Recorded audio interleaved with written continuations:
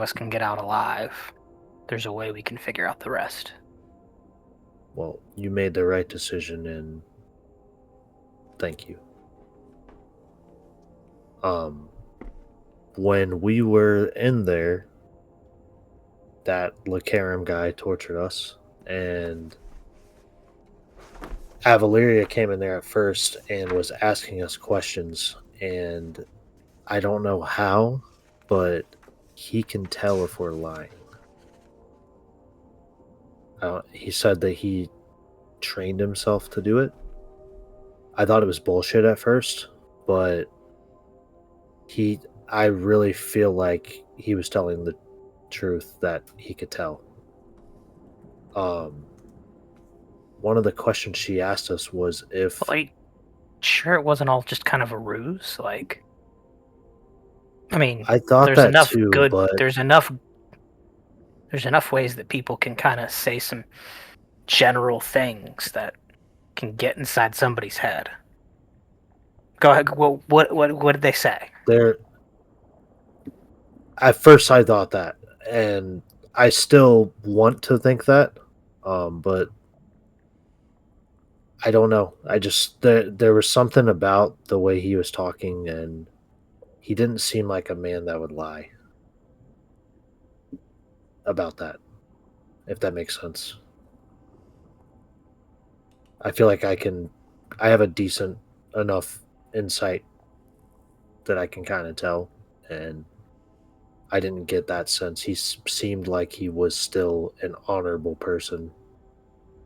A piece of shit, don't get me wrong, but an honorable person. Like, he wasn't somebody that would do something dishonorable like that. I mean, but aligning with the wrongful heir to the throne already throws a little bit of that in question, in my opinion. I get where you're coming from, and I'm not trying to split hairs on. And I hate that guy. I think I made that clear, but I could tell if he was... I just didn't get that sense. I think that he was telling the truth, that he could tell. And what he was telling, I thought that we were lying about. He asked if the princess was dead. And we all said yes. He said, at first, I thought that he just could tell that we were lying about it.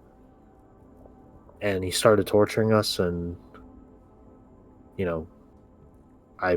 I wasn't going to let up with it, so I just kept berating him, and we, kept playing games and trying to buy time for hopefully you guys to get us, which happened, and I'm grateful for. But then I got him to talk more, and he said that we were telling the truth, but we thought that we were lying about it. How would he know that? Like, that's just...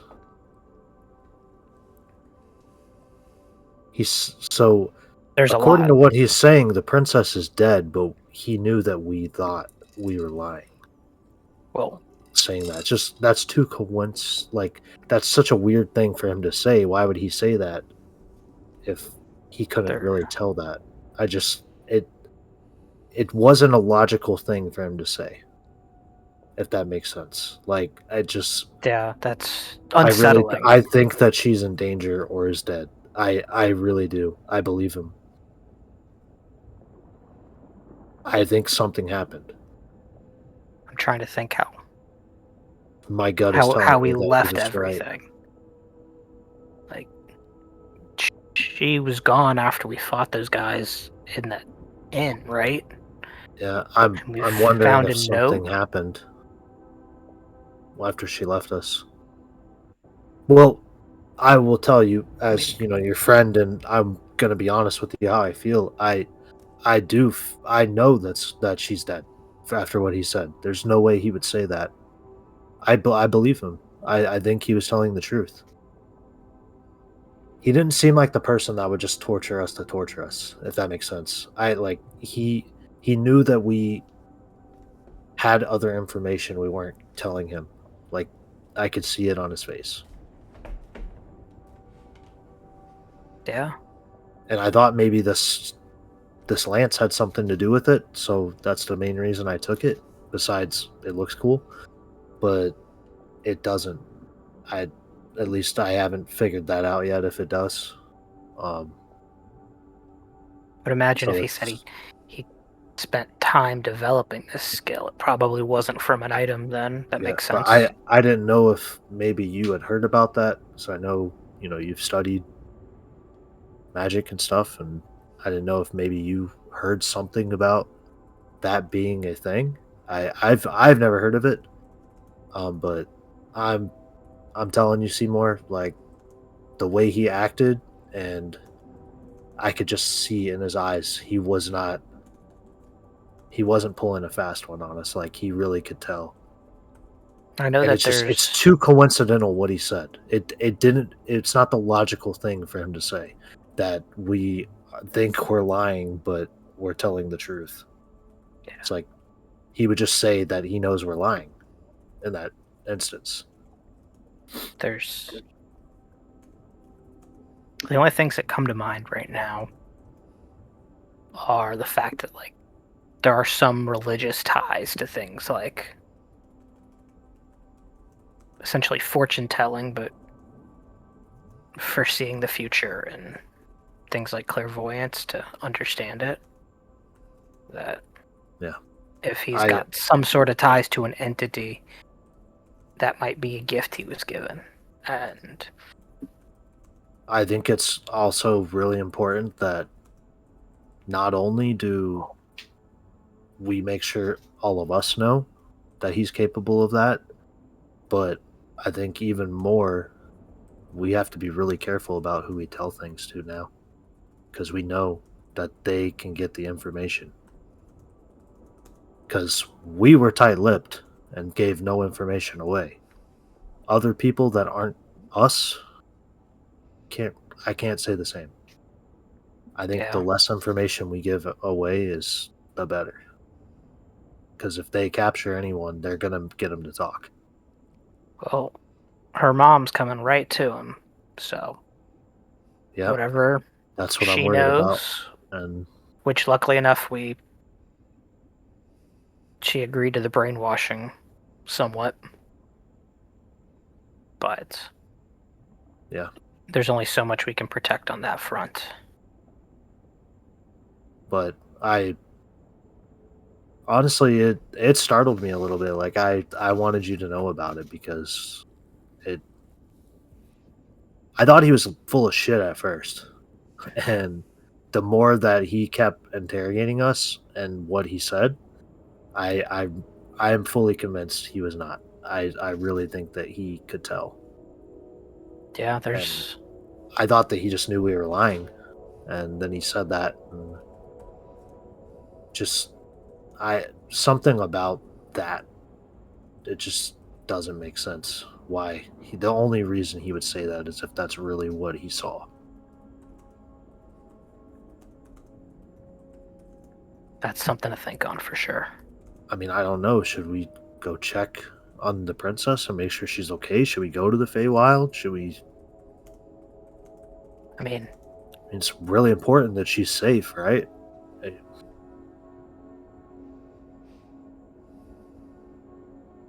yes and no. Like, objectively speaking, we still have Maori. For all intents and purposes, that still throws a I wrench into Avalaria's plan. I don't think it's a bad idea to try to get to the Feywild and check and see yeah. if Ratona made it there. But I think we. I her wanted to death, tell you this in private just because of what it is, and I think if anyone knew or knew that someone was capable of that, it would be you, and that's why I wanted to tell you. But I think that we should probably talk about it as a party and decide what we want to do when we get where we're going. I But think I once just my gut is telling me that she is dead. I believe that. Yeah. I think once we get where we're going, take the time here to formulate a few ideas and plans and figure out what The we're going to deal only other with. thing I was thinking, and I don't know enough about this stuff to know, but maybe with her being on a different plane technically, he would think she was dead. I don't know.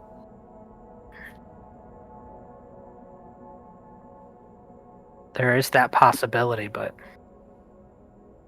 given the amount of time that it's been, I don't think she would have made it to the Feywild yet. Yeah. So Anyway, I think I when we know. get where we're going, we all need to.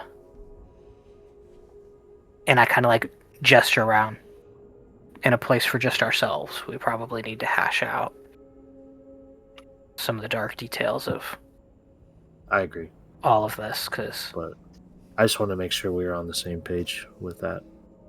I appreciate you letting me know about the advisor. That's going to have to deal a lot with what we're working with here.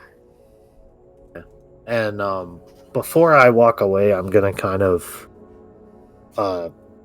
take my hand and just like rub it on the side of my head that got shaved, and I'm gonna go to walk away, and I'm gonna turn around and I'm gonna give Seymour a hug. I'm gonna give him a hug, and I'm gonna say thank you again.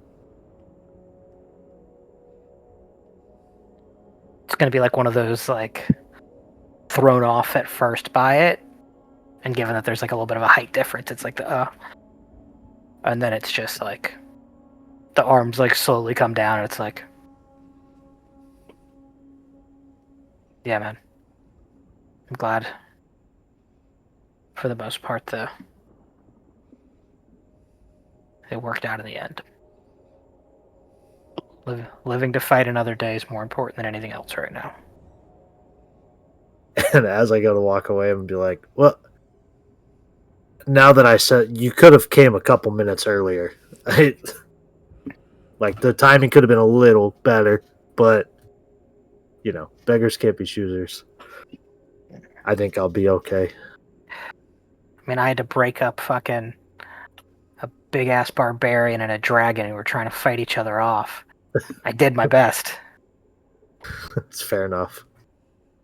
All right, let's get back with everybody. Yeah, you all, or the two of you rather, rejoin the party in the main ship's deck area. It seems that Zane has actually immediately taken to poker, and Mayuri is growing increasingly frustrated that she now looks like she may not eat until Carnelia, based on how the ration wagering is going. I'll ask, do we want to take a break here so that Kayla, maybe you can figure out your tech setup, or do we want to keep playing through and maybe take a break in a half hour? What would y'all rather do? I'd say give her the time for the tech setup. Yeah, I'm good with that. We'll take a quick break right now, I think. All right, cool. Take a $5, and I can hang out for a few minutes to try and help Kayla come back.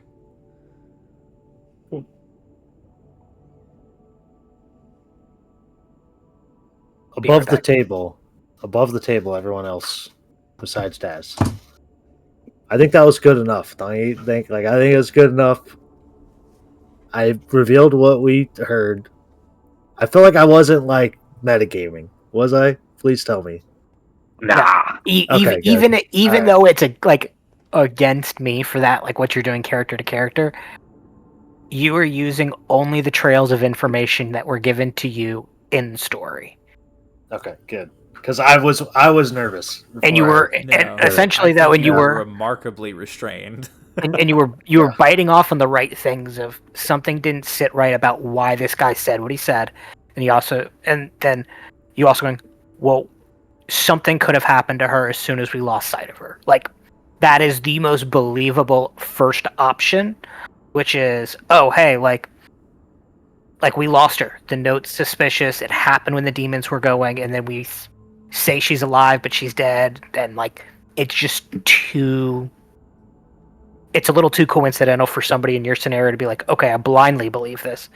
But this is, hey, like, I'm calling a spade a spade. Like, this is questionable. So, Good. I wanted to line. make sure I didn't metagame too, like at all with that, because I was worried. I was like, No. man, I hope that I don't. No, you're good, man. You know. Yeah.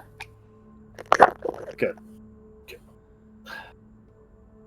To think I was him being, you know, like 100 feet closer to us from unfoiling this whole plan. Uh-huh. It's wild. Shit. Shit. I just want my dagger of warning back. I don't give a shit about any of my other stuff. That's the one, you Having think? advantage on initiative is so nice. Yeah. And not being able to be surprised. Ugh. There were a couple If I could have any, well, if I could have any of my items, deck of many things is what I would take, of course. Okay. Sure. But the next one would be the dagger, for sure. It's just so useful.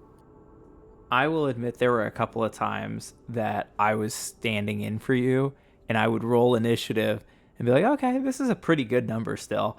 And then someone would be like, did you roll with advantage? I'm like, fuck, no, I didn't. And I'd roll again and be like, God damn, 30 initiative. All right, here we go. That's for sure my favorite item I've gotten. It's so because I haven't used the deck of many things, so since I got it. Since you, yeah, and see that's the tough. Like, I wish on one hand, deck of many things is perfect just as it is. It's so powerful. It's so fun. On the other, it's so chaotic. Chaotic that there's not really a lot of benefit to you using it regularly. It's kind of a I would have to be in a fucking bind to use it. Like the instance, like if I was in Seymour's position where everyone got taken, I would probably use it. Sure. Like I would just be like, fuck it. Let's go. But like you're not gonna then I'll get trapped in the void. Like who is it that was it Grog or was I never watched Critical Role, so maybe Grog or just like a different campaign where somebody was like, I'm gonna pull 3 of these. And it's like, okay, good, very bad. Yeah.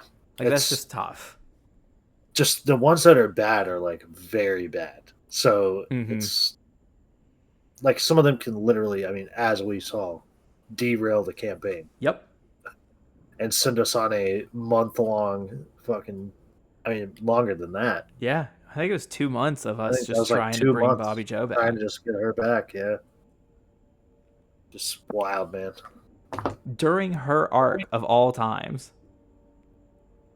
Yeah, it's insane. It's like putting Superman in a prison for like the entire second act of a movie that's meant to introduce the character. Shut up, dude. Shut up. I loved the prison, personally. I thought it was cool.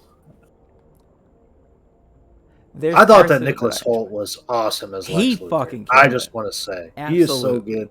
I will say, I think I can definitively stand by this. He is the best Lex Luthor we have ever gotten on screen. I agree. Yeah.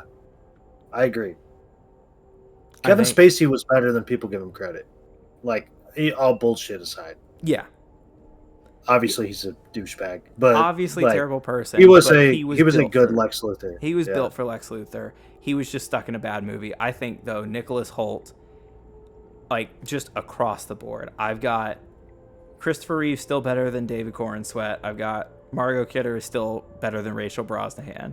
But out of the like 3 key characters, the fact that you even got one of them that is definitively the best. Yeah.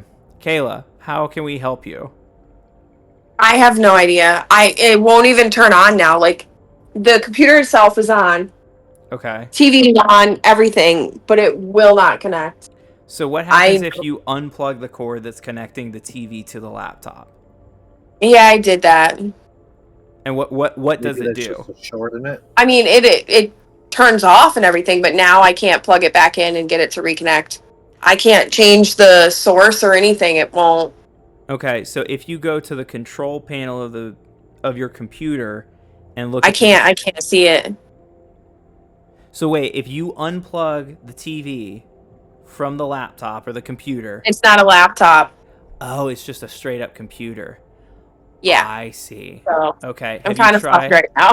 have you tried, I mean, fully turning it off and turning it back on?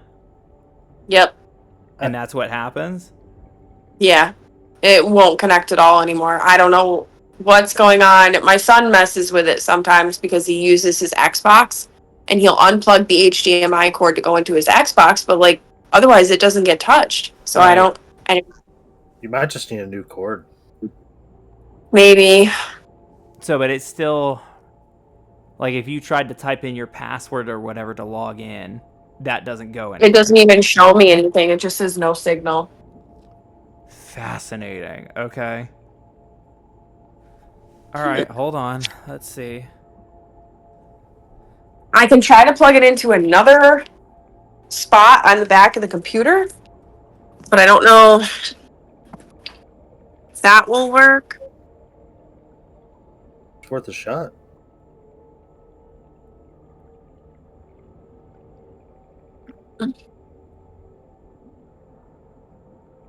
It still says no signal. I'm gonna cry. Try unplugging from power. And we're sure the computer's actually on right now. Yeah, like the lights are on and everything. It's on. Okay.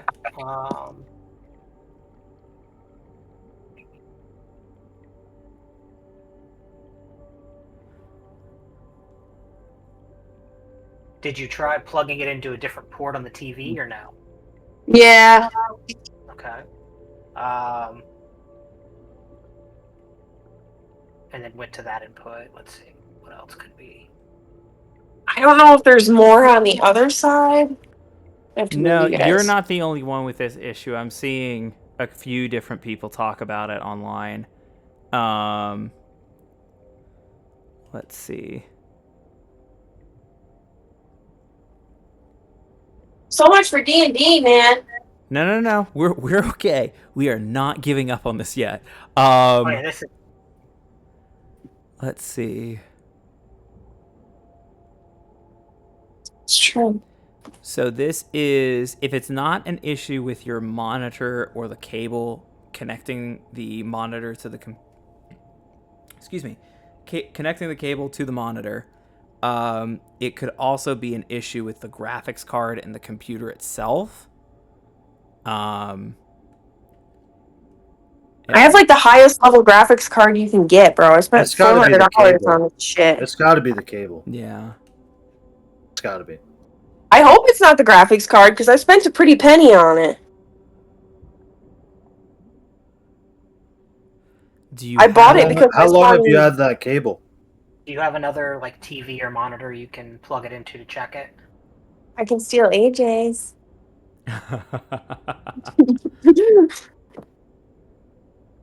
But we've had that cable since we got the computer, which was probably 2 years ago. That should still be fine. Yeah, I don't know. Should be. I get the plugging and unplugging it isn't always the most common thing, so like that could play a part, but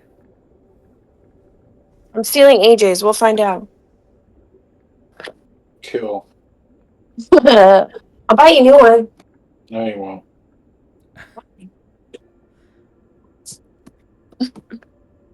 I'm muffin.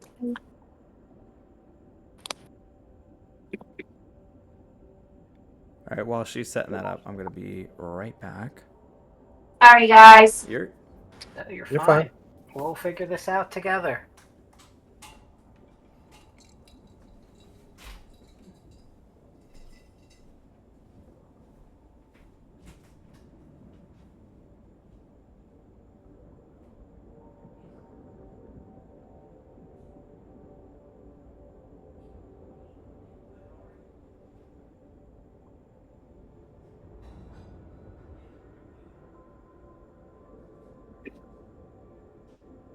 It worked!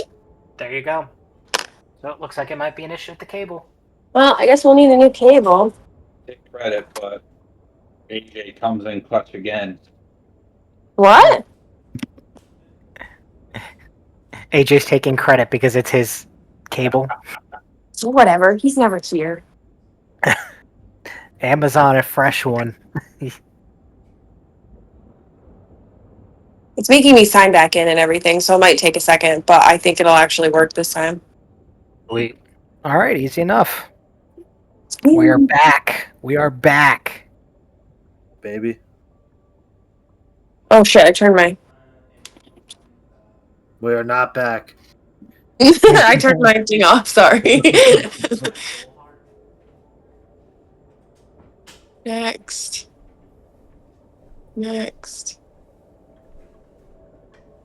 It just takes forever to log in. No worries. The DM's not even here, so he's back. We're back up and running. The TV is got the computers displayed. She's just signing in. Awesome. It was the cable. Wonderful. Okay. It's launching Discord, so I'll see y'all in a minute. All right, sounds good. This break is brought to you by Three Daughters Retro Chill Vodka Soda, Orange Creamsicles. Bread. Yep, those are good ones. Great ones. I was like, Those are I'm pretty also good. a fan of these, and Gail was like, I've got so many. Take a few. I feel like for a while, every time they were coming down, it was they would grab them because it was the only place that it was in stock, and Yeah. then people started getting them to her as gifts. And I think she's like, I have too many of these now. I mean, I'm happy to take over the rum running recipient of these sodas because they're great and certainly not anywhere in Atlanta to buy. So, Then I will remember to do my best Can you guys hear me to okay? bring, ship, Can or you have hear them me okay? shipped up for your wedding. okay, well, don't worry about it for then. I imagine that there will be a lot of other stuff going on then, but yeah, anytime that I can grab a little, I think they come in 4-packs, so anytime I can grab a Yep. 4-pack, I'll start stashing them away. Well, when you and Raven want to come down, I'll Yeah. make sure they're in one of the 3 fridges in the house. All right, cool. I appreciate it. Of course. What? You have 3 fridges? We do. Taz is like wealthy. I don't know if you knew this, So- but That's a strong word. No, Very affluent. when you realize as an adult you can buy a full size refrigerator for $300, you kind of just look at yourself and be like, "That's kind of worth it, right?" 100%. If you've got the space for it, so we had one indoor and one outdoor, and then when the hurricanes came through last year, we moved the outdoor one inside into our storage room to keep it safe and all of that. And then when we were getting all the construction in the backyard, we're like, well, we'll just wait it out. And then after we waited it out a bit, we were like, well, let's just buy a new one since we got used to having this one in here for overflow food and meats and Costco stuff. Like, let's just buy another one for $300. Like, that's the easy buy. To be honest, I wish we had the space for it because these kids eat freaking everything. Mm-hmm. And now we use them as like we stock up all our stuff at Costco. So we have one dedicated beer fridge outside, and then the other one's like got all our cold meats. And when we buy like the 12 pounds of ground beef and all that shit at Costco, it's like, all right, easy enough. And then our normal ones are day to day. We could put it in the man cave. a man cave beer fridge. That sounds Yeah. ideal. I guess Yeah, right. technically we So have she may let me more for not coming upstairs? No thanks. Fuck you down there. Yeah, AJ will just like buy his own grocery shopping trip and be like, all right, if it can be refrigerated, I'll just keep it here, and I'll just won't leave the basement area for a That weekend. makes a grocery shop. He will if he knows he's going to just stay down there. I got reminded of the state of my refrigerator when I first moved up to Ohio.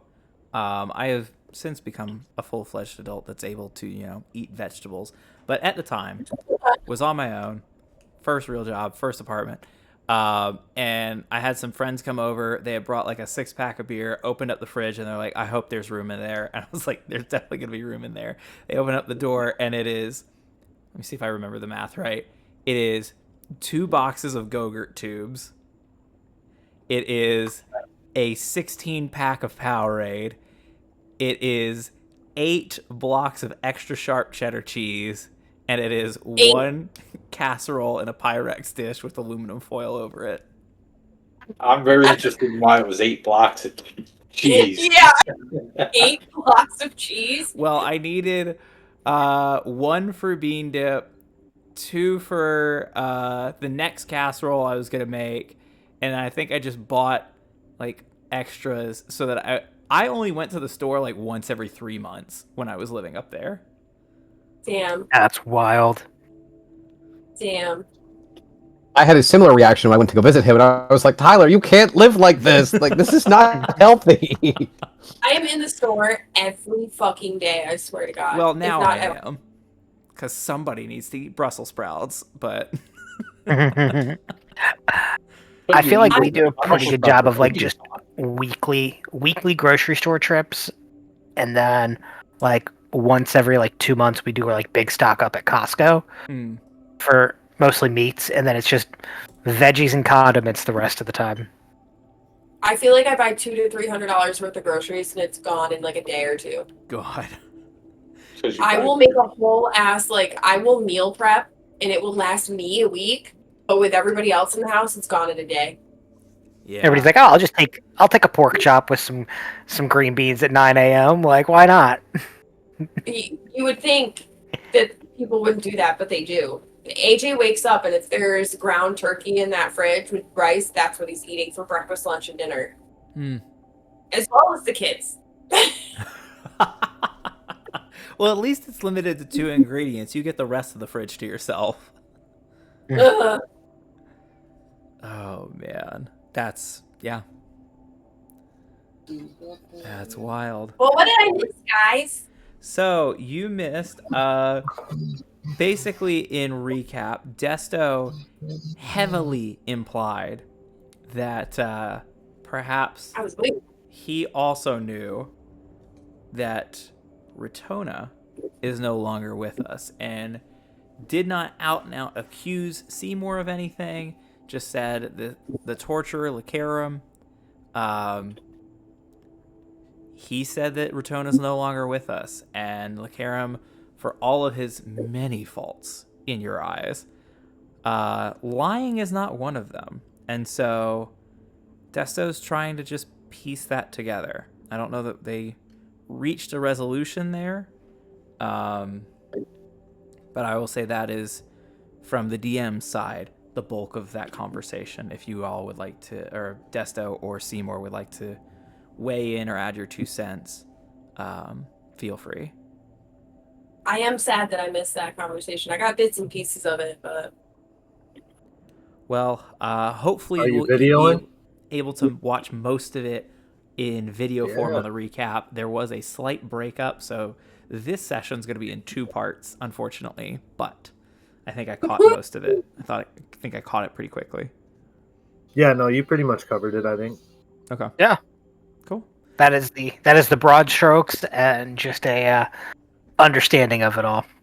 So, as we wind closer to your evening in the ship,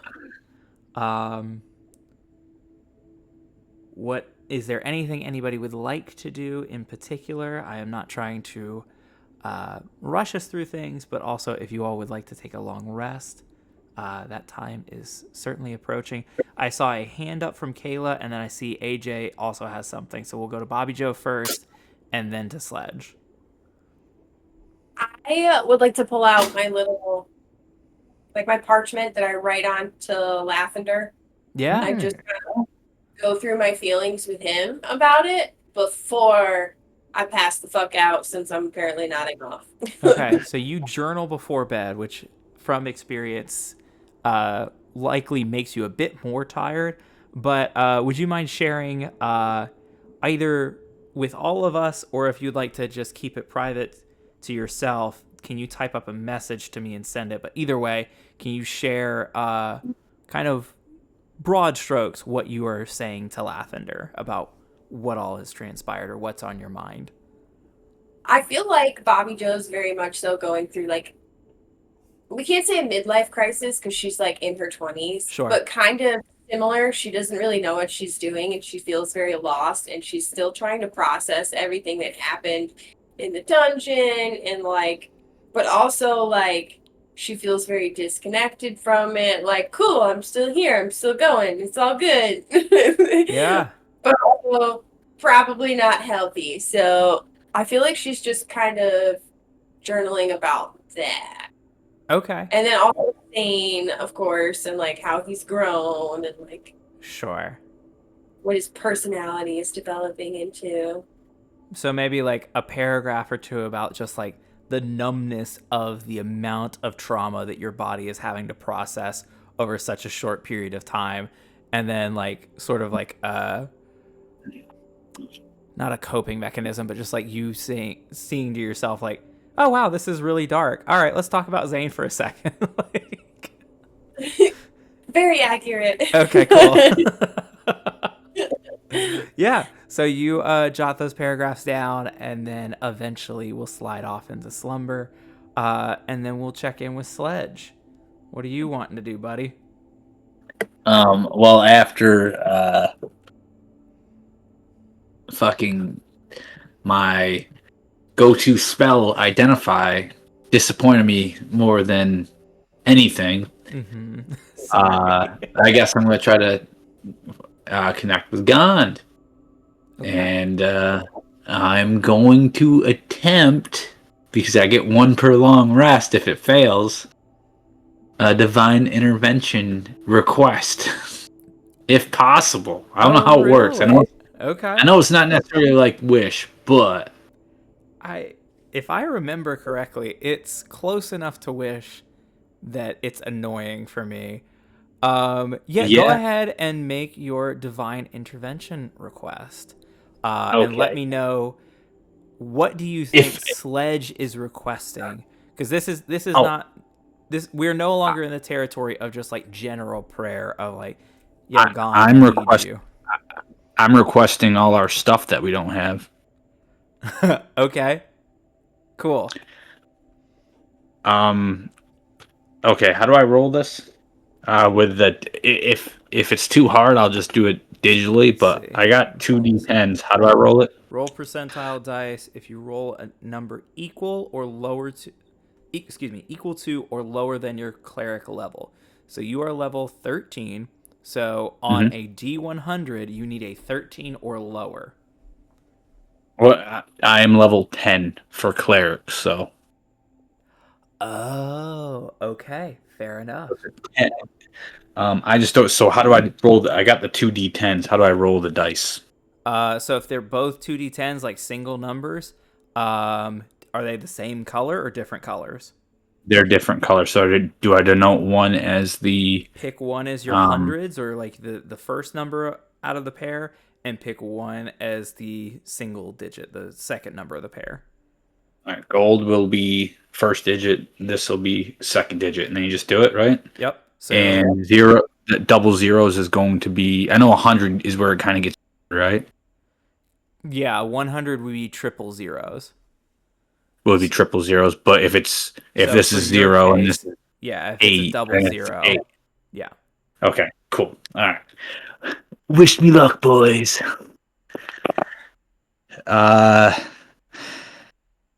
67. 67. Unfortunately, you are not Not even able nice. to connect with Not even Dawn nice. on this request. You are reaching out, but you're in a very stressful environment for Sledge. You are underwater, and that is not a I'm too comfortable deep. place for a dwarf. No. This dwarf. So you're unable to focus. You're unable to really find any sort of connection in this moment. You reach out hoping to hear the voice of your deity, and all you hear back is the subtle sound of the deep, deep ocean. Well, fuck you, gone. No, it's I take it back. I don't do that. And then is there anything anybody else would like to do before going to sleep and taking your first long rest? I would probably make my circuit of everybody Yeah, go for immediately after talking to Desto. No, I would have just checked on Bobby Joe, seeing that she is fighting sleep. I would also hand her a cookie, check to make sure that she's okay, and just the entire time making side eye at Zane, like waiting to see what he's gonna decide, kind of come up, like, oh, like, cool, like, what do we do in here? Do we need to fight? Do we need to hug? Like, what's the vibe here? So, can I get a vibe check from Zane? All right, sure. That would be an insight check. Okay.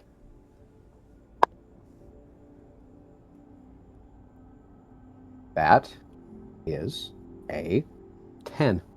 A 10. Okay. As to his direct feelings towards you, I think you are still a little bit muddied because Zane challenging you was not something, I think it's fair to say, that you were expecting.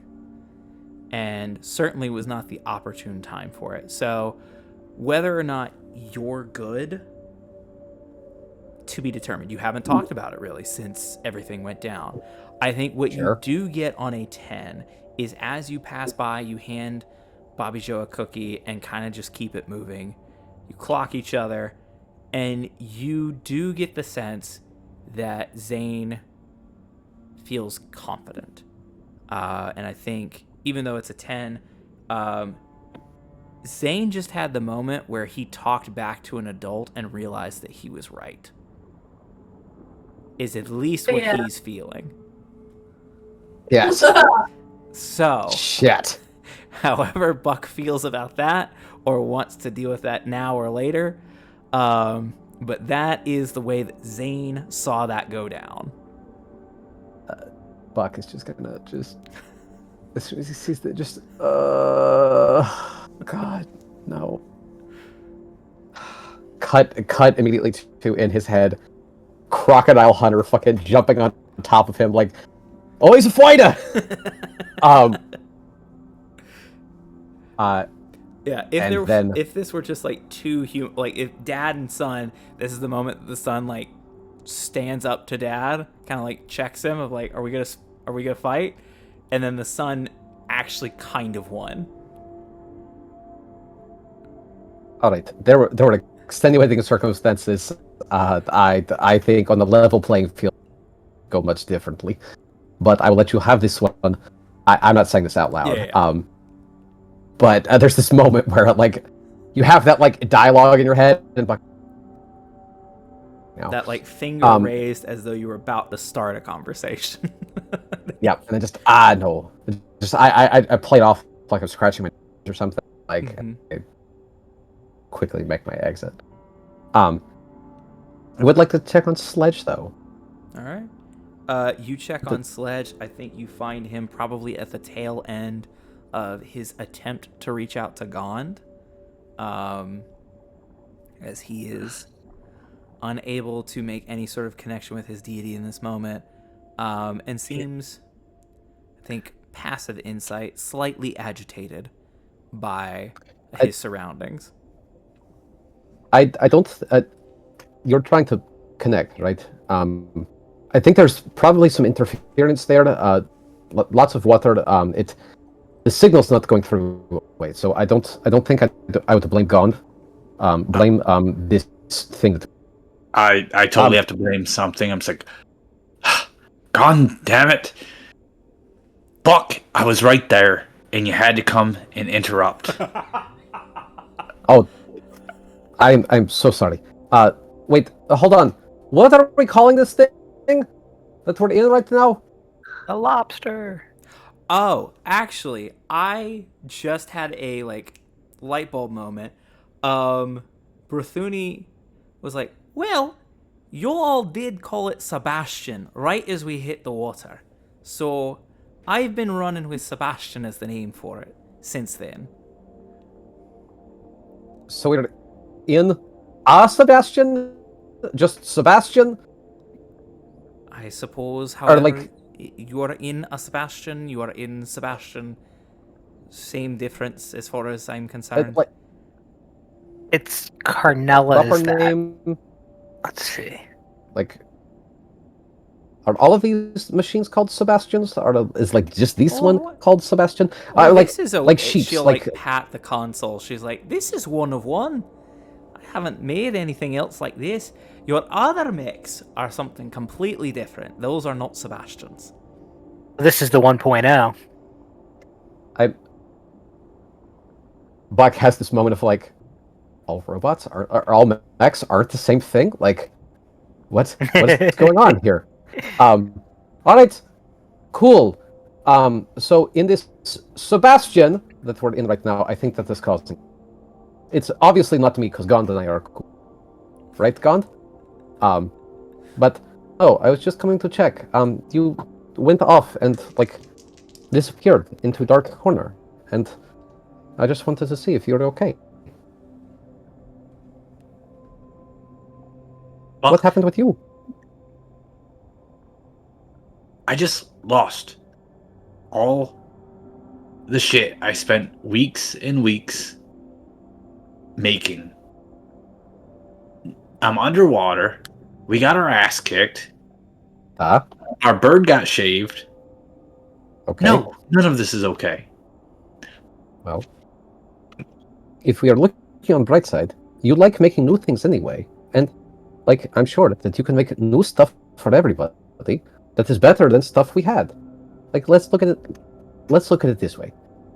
You have gotten a chance to see all of your creations in field tests, and now you can improve on designs. So like, I see that as a win. Second thing, we're underwater. I mean, well, it's better than being in air, I think, because underwater means we're actually closer to ground in a weird way. Either way you look at it, either up or down. And then two, we got our asses kicked. Well, odds are that was bound to happen at some point. Look at it this way. Zane, like, kind of beat me, and that was a problem. So, like, at least you didn't get your ass kicked by, a fucking teenager. You know how embarrassing that is? I got killed by a dragon teenager. What are you talking about, Puck? I am trying to look on the bright side. Go look at it on the opposite side of Sebastian, please.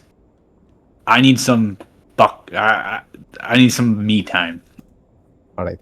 Well, if you want to look on the bright side, I'm here. But this is for you. I hand him cookie. And if you want to spar, buddy, we'll go. Or even better, you and I will kick Zane's ass. I think that sounds like a great idea. Like just secretly, like just jump him and then just beat him up. I think that sounds great. So keep that in mind. The weirder time, the better. So like in the middle of the night at like 3 a.m., like middle of eating, like I think just give me tap the left side of your nose and it's go time. You call it. Okay. Thanks, Buck. As soon as his back's turned, I'm just gonna throw the cookie behind me. Wow. Do I hear it? Do I hear it, DM? I think that you would have to. Buck will stop for a second. Sledge, you'll see the hair kind of stiff up a little bit. Turn around, hand you another cookie, and then leave. It seems you dropped that one. My apologies. Here's another. And then Buck will leave. Okay. And get down in a fetal position as in tight a ball as I can. And go to sleep. Okay. So I believe Ow. that's Bobby Joe, Buck, Sledge have all sort of worked their way through what they wanted to do before sleep. Desto as Seymour. I am also a little bit shocked, but I got to keep the train moving here. Seymour and Desto, either of you have anything you'd like to do before the long rest? I know you guys just had No. your big discussion, but no from Desto. Okay. Desto is comfortably sat himself on a beanbag chair, and but I would Seymour, say anything you for got? Seymour would notice that Buck made rounds to every other person but him. Would clock it and Okay. go, okay, these wounds are still fresh from both sides. I get it. And will overarchingly kind of make sure that Maori's still okay. Like, hey, like, I know we just uprooted you and everything.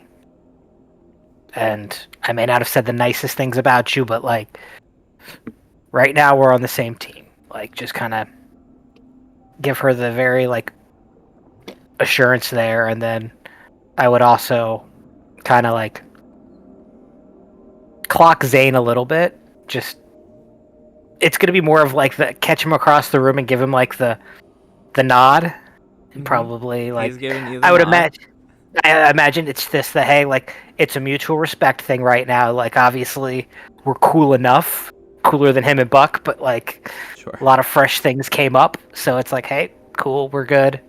I would like to say that throughout all of this I would have made small talk with everybody, just like cordially, and then before heading to bed I would check on Berthuni and just say, hey, if there's anything we can do to help out, let us know. And do you have any estimation on time? Just ballparking. I think it'll be a few days still before we get to Carnelia. Aiming as best we can for the port of Demo, but no, you're all fine. From what I've gathered, you all will need quite a lot of rest to recuperate from what you all have been through. So take the time you need, and whenever your lot wakes up, then we'll sort of trade off shifts. I've trained Desto on how to pilot this thing now, so works out well. Okay. If there's anything I can do, let me know. And rest is definitely something we all need, but tomorrow at some point. I've got a couple questions for you, because I know that we've been through the ringer, but I don't want to downplay how much you've been through the ringer as well.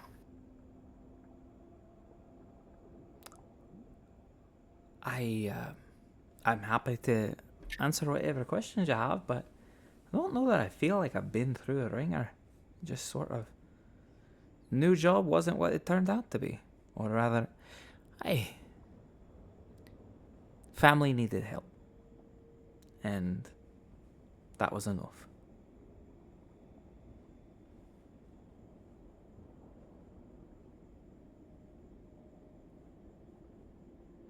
Fair enough. I'll gather my thoughts and come up with the questions the right way I want to ask them for you. But if nobody else here has actually said anything about it, thank you. You found us at a very awkward time, but the right time, I think. Thank you for getting us out of there, making sure we're all alive. You're welcome, dear. Go have a rest. Good night. And you will also, I assume, head to the sleeping quarters. Yes. As you all go to sleep for the night, officially, if you have not already taken your long rest, you are level 13, so if there's any leveling up you need to do. Kayla, I did take a look at your sheet. I believe we're good, other than the fact that you're missing some of your cool magic shit, which is not a just you issue. Desto Okay. and Sledge are also struggling with that. As you all fall asleep for the night, can I get everybody to roll initiative, not for combat? Just for in what order we check in with people as they sleep and wake up. Regular initiative rules apply. 26. Yeah, we'll say regular initiative rules apply. Regular. Cool. How do I pull the log back? No. What you did was right. You just click the button. That's regular initiative Yeah. rules. If it wasn't regular initiative rolls, it'd just be... It would have just been a flat d20. It would have been a flat d20, but you added your bonus, so you're good. Take a long rest, please. Thank you. Okay, so I've got Bobby Joe at a 26. I'm assuming no one else beats that. Okay. Sledge or Seymour, is that a 4 total or a 24? That is a 4 total. Okay, well then we will come back to you. I wasn't sure if you're going in order or just asking. So Let's do... Okay, so Bobby Joe is a 26. 25 to 20. 20 to 15. 17. 17 for Sledge. 15 to 10. 10 to 5. I got an 8. Ooh. 7. Okay. I'm not gonna lie, sometimes I forget what initiative is, and I'm like, oh yeah, I need to add points to that when I get my extra points first. And then I realize that it's the initiative, and that means I have to go first, and I regret it. You're like, ooh, big number. I'm excited. Oh wait, not the one I want. All right, so then Seymour was a 4. Cool. Then that is the order that we will check in with people on. So, Bobby Joe, we will first go to you. I think that you slump against the side of the ship, and Zane will sort of use his mouth to pick you up and very gently sling you over his back as he walks towards the back of the ship, and then with his prehensile tail will lift you up off of his back and deposit you in one of the sleeping quarters, as he will then stride back out to the ship deck and sort of just curl up there like a dog. But as you sleep, you have a nightmare. Great. You wake up and feel the Sebastian, sub-Ashton, if you will. No, Tyler, take a point of psychic damage. All right. Cool. You wake up to the sub springing multiple leaks as you hear alarms go off, sirens flashing, as you hear panicked yells from the ship deck. You are taking in water, and the door to your room is closed as it fills up. Why do you gotta fuck up my love for the water, Tyler? You see the water quickly rise in your room, and you are only woken from this nightmare as the water reaches the ceiling along with your mouth and your nose as you suck in for the last gasps of air before the entire room is filled with water.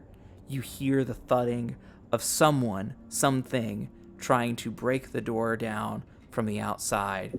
You see the rips from the outside of this construct where something tore into the Sebastian, ripped through its hull,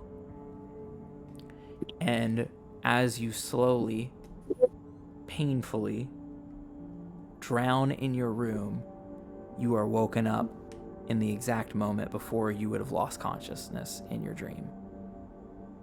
Bruh. I need you to make a Constitution saving throw. Oh I shit! do not want a 5 or lower. Great. I'm probably gonna get lower. Ooh, I got a 12. 12. You do It's- not it's suffer not- a level of Exhaustion. exhaustion. Oh my god, it's gonna do that? It's probably gonna get harder every day too. Oh god, Bobby Joe. Guys, I used to have real night terrors, and this is actually kind of triggering. I apologize if it gets to the point that it's actually very triggering. Let's talk.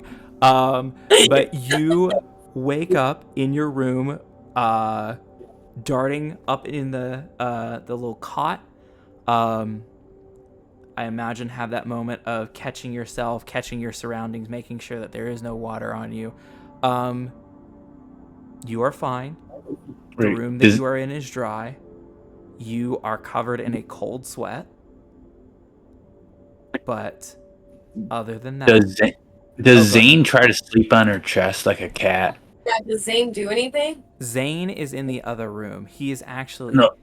in this submersible. He is too big to fit within your sleeping quarters.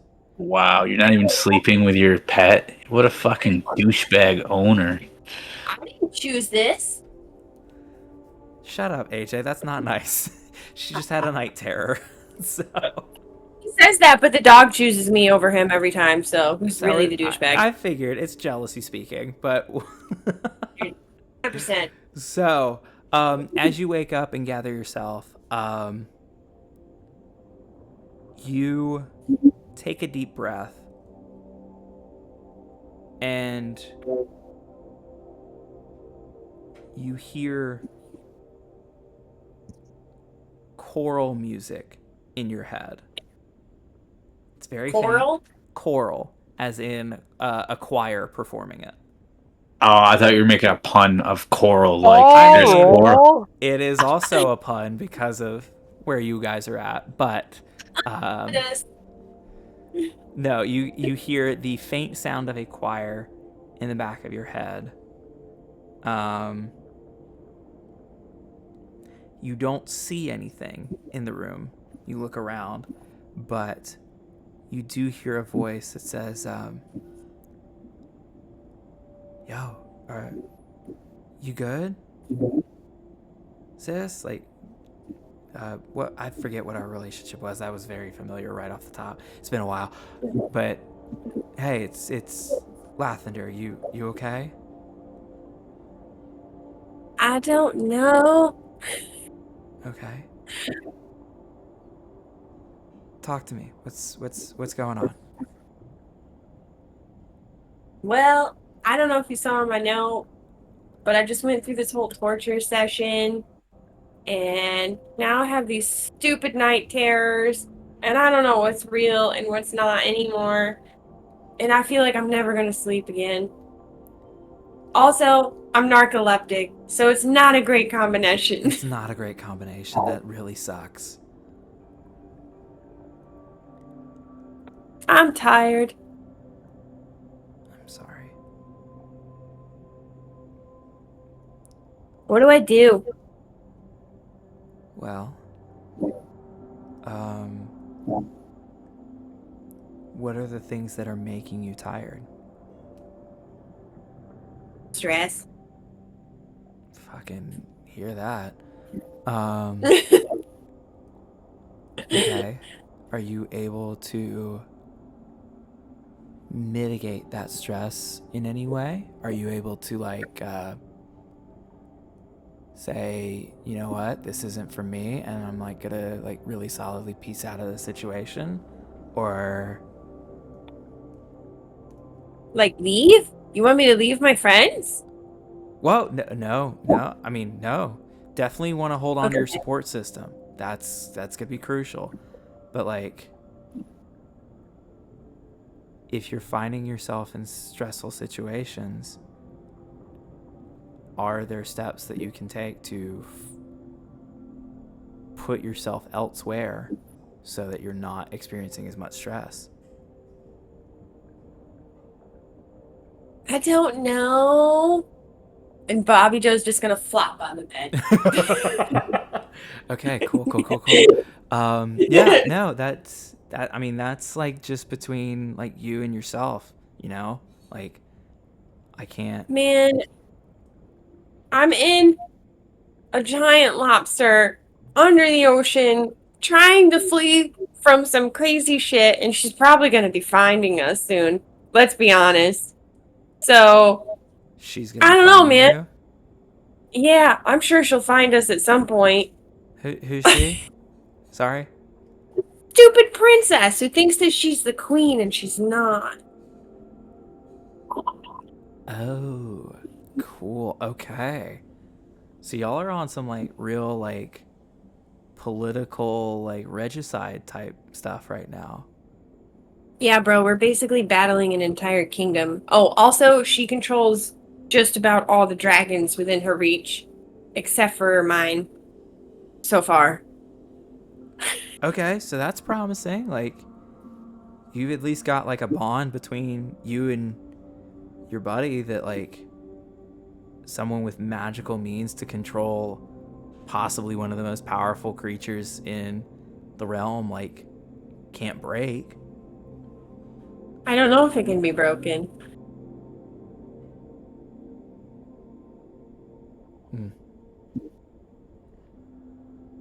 So you're like kind of in this dark moment where you're like having a lot of doubts, huh? Yeah. I don't really know which way is up.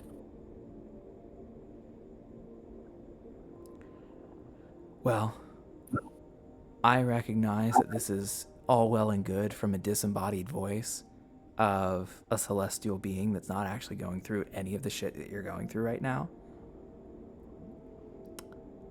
But from my perspective, dude, like, up is forward.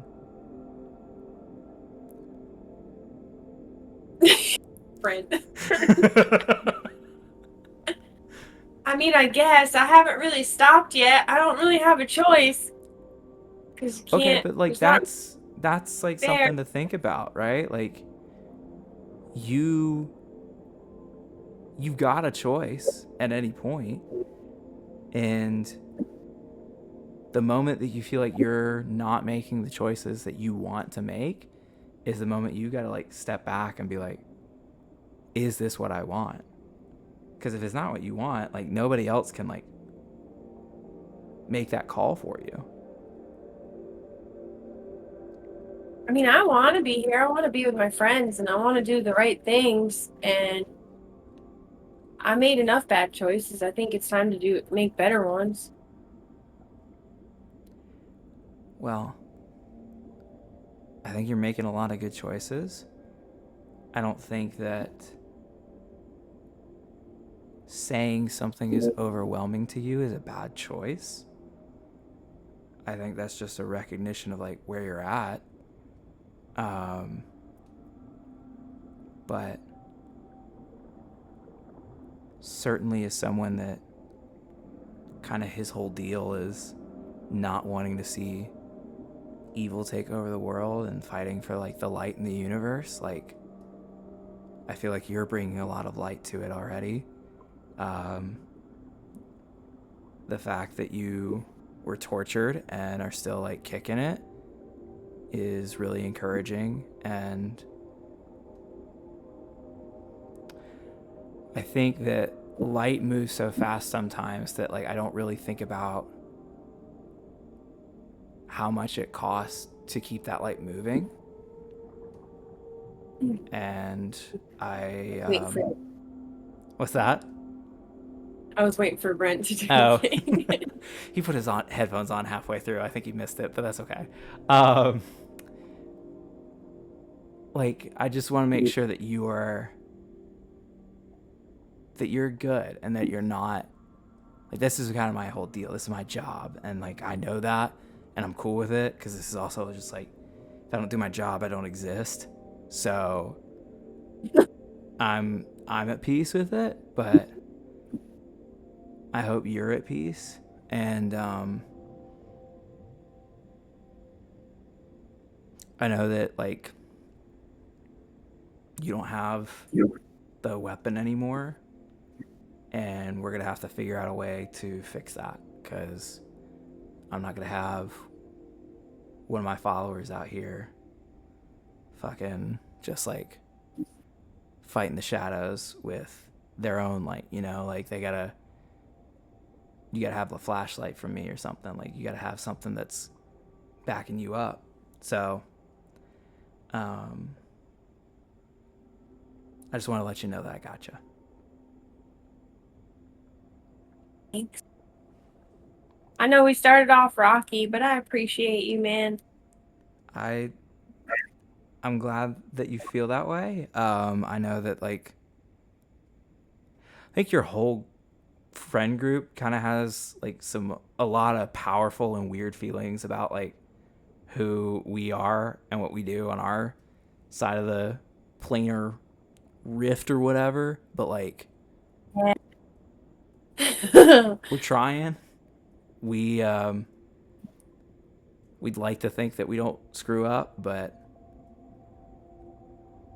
nothing about the cosmology of New Ammolia says that we're infallible, as much as we'd like to believe it. Yeah, we should meet my friend Buck. I'm familiar. I got the idea. So yeah, listen, this isn't something I can hold on to forever, as much as I'd like to just constantly be here with you, and, like, totally in spirit I am, but, like, also for why I'm here, in addition to saying, like, I got your back, sister, I'm totally here, wanted to give you a heads up that, like, kind of similar to the last time I did a big long to do about this, like, kind of keep your head on a swivel for who you can trust. And I know that this is probably not the time you want to hear that, based on everything you've just gone through, but, like, I'm not allowed to say specifics, but I can tell you that in the near future, just sometimes family makes mistakes too, you know? Big of a mistake. Well, I feel like that's usually determined by the people that are seeing it. And the person that made it.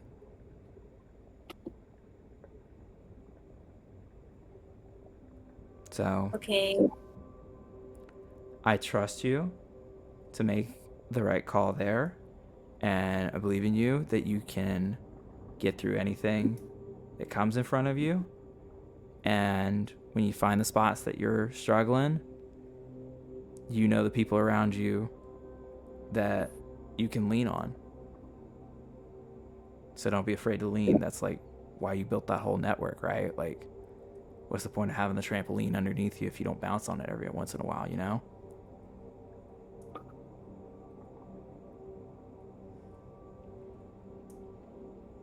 Where's Zane? Do you know? Your dragon dude is just sleeping away on the deck of the ship, like the command deck. So he's chilling. Maybe I'll go find Zane. Okay. Or maybe I'll ask Buck for a cookie. I think both sound like really solid options. I'll Both. talk to you later, Bobby Joe. Bye. And you feel him dissipate away.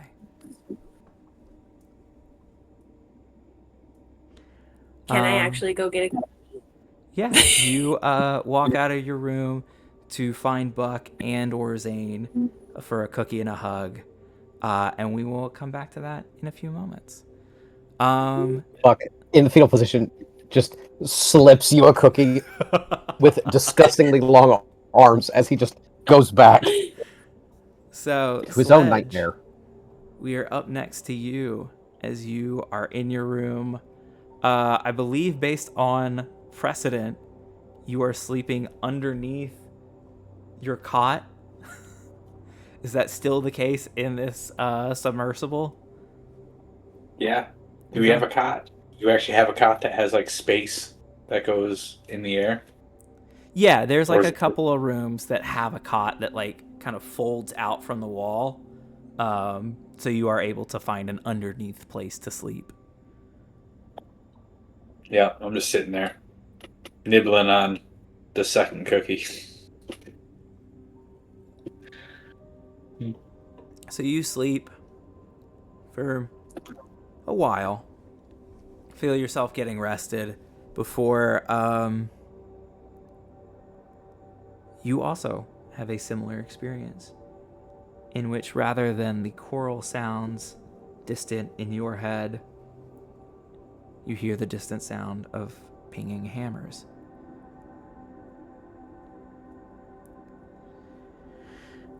Right, sorry I missed you. I know you wanted to talk more about the gear, despite everything that you've been through with. We're going to take a step. I'm acknowledging right up top that we've got logistics to discuss in terms of what you're making and what all you're carrying. Just quick 15 seconds, like, how are you? You doing alright? And don't bullshit me. I'll know if you're bullshitting.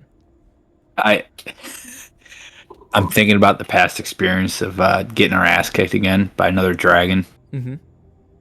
I envision Sledge doing his best impression of Happy Gilmore when he says, "I hate that Bob Barker." I'm just sitting there like, I hate them fucking dragons.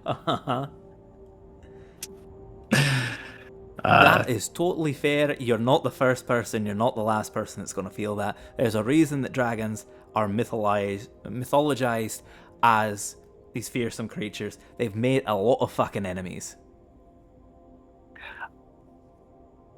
I'm gonna make something that can kick a dragon's ass.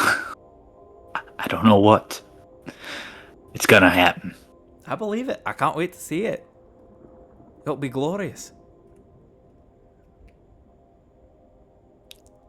Anyway, were you up there? Were you watching us? Did you watch us get our ass kicked? It was pretty sweet.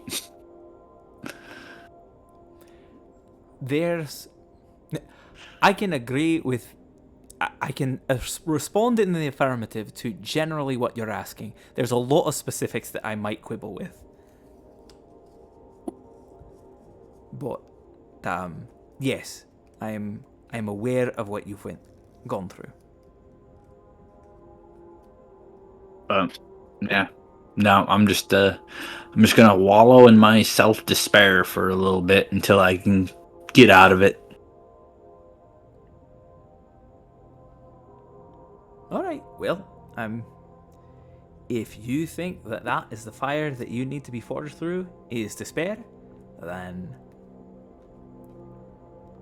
do what you need to do, I guess. Just for a little bit. All right. Well, then, and you just hear like a pen scraping across a clipboard as he assumedly checks something off. Right, so what are we thinking for your friends? Obviously, we're going to need to set them up with some new gear. You all are facing a lot more powerful things in your near future. What all do you want? How can I help?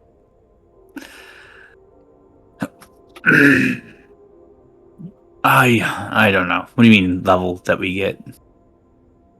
What's that? Do we got any? What did you ask? Sorry, I got bad hearing. I got the volume down. No, you're alright. It's dream frequency is always tough to pick up everything. Cuts in and It's out. the water. It's the damn water. Oh, you're underwater. Oh, you don't even know where I'm at? I found you to talk to you, didn't I? We're underwater. It sucks. That is pretty terrible. How far underwater? I'd say, I don't know, 20,000 leagues. Ugh. You just hear like a retching sound.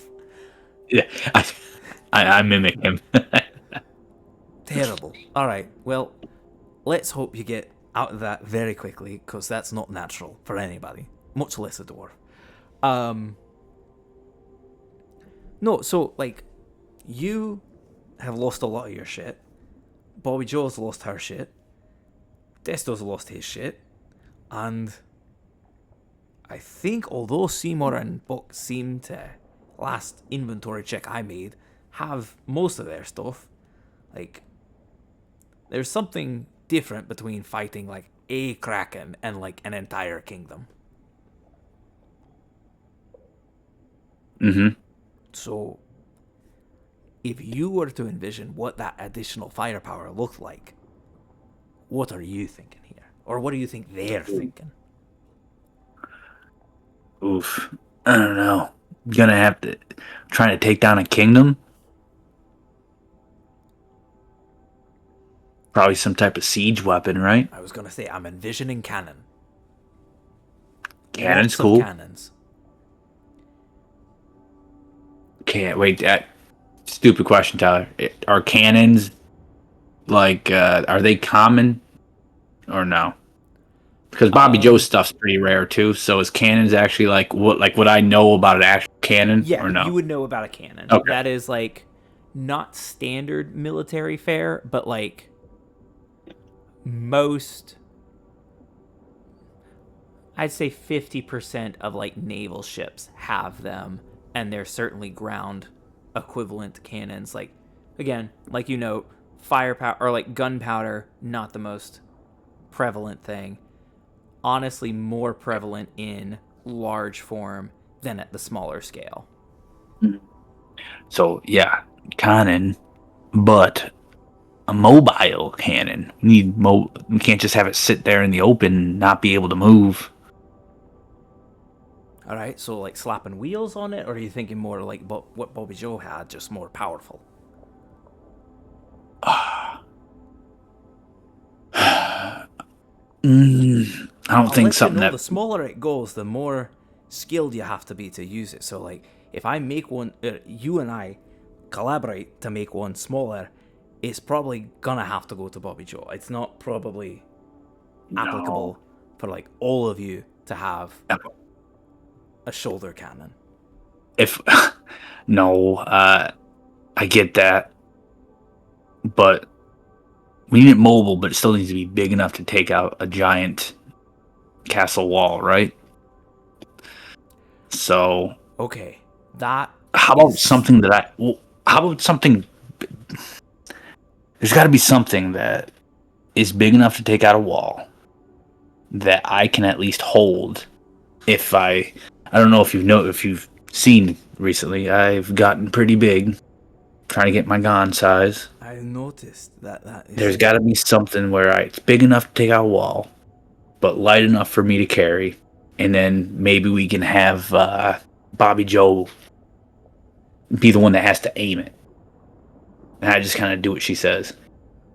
Or there's got to be minuscule things, calculations. All right, okay, I can. The pop.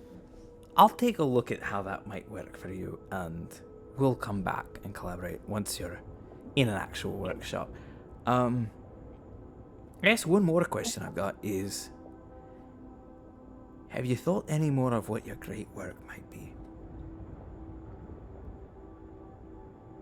No. I thought it would just come to me. Thought it would come to you. All right. It'll help me with inspiration. Well, the greatest part of a singular work is the authorship, so as much as I would like to help you with that part, the creation of the idea, that's on you, my boy. I'll get back to you on that. It's alright, no rush. There's an entire lifetime to figure out what it is that Sledge has created that no one else could. Cool. I just wanted to ask. I know you've been through a lot lately. Some distractions may have popped up. And I say that jokingly because, of course, your own survival is a priority. you know.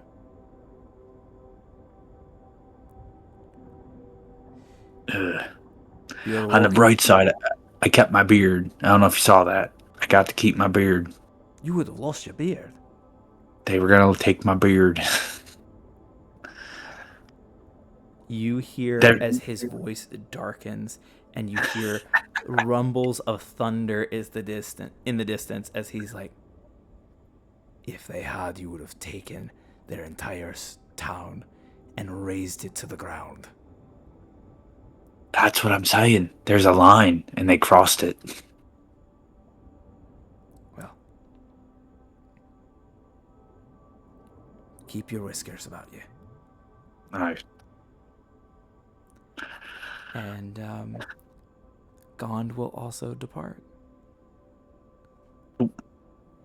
As we jump to Desto. I'm here. I know you're here. I am checking. Let me see. Is this what I... Yeah, I think that's what I want. So, Desto, you are also sleeping. Trying to find peace, trying to find rest after everything you've been through.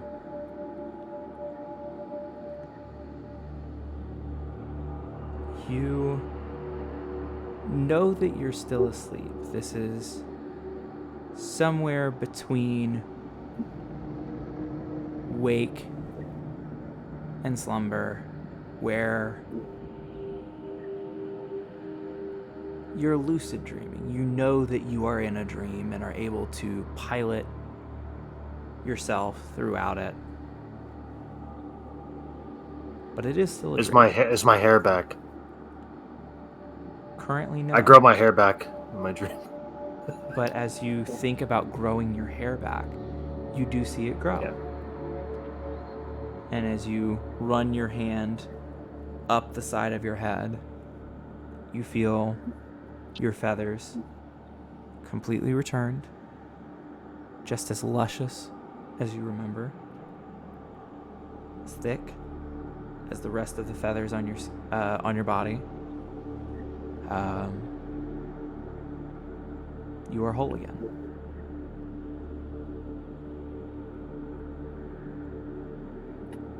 You are in currently a blank void. Would you like to populate that void with anything?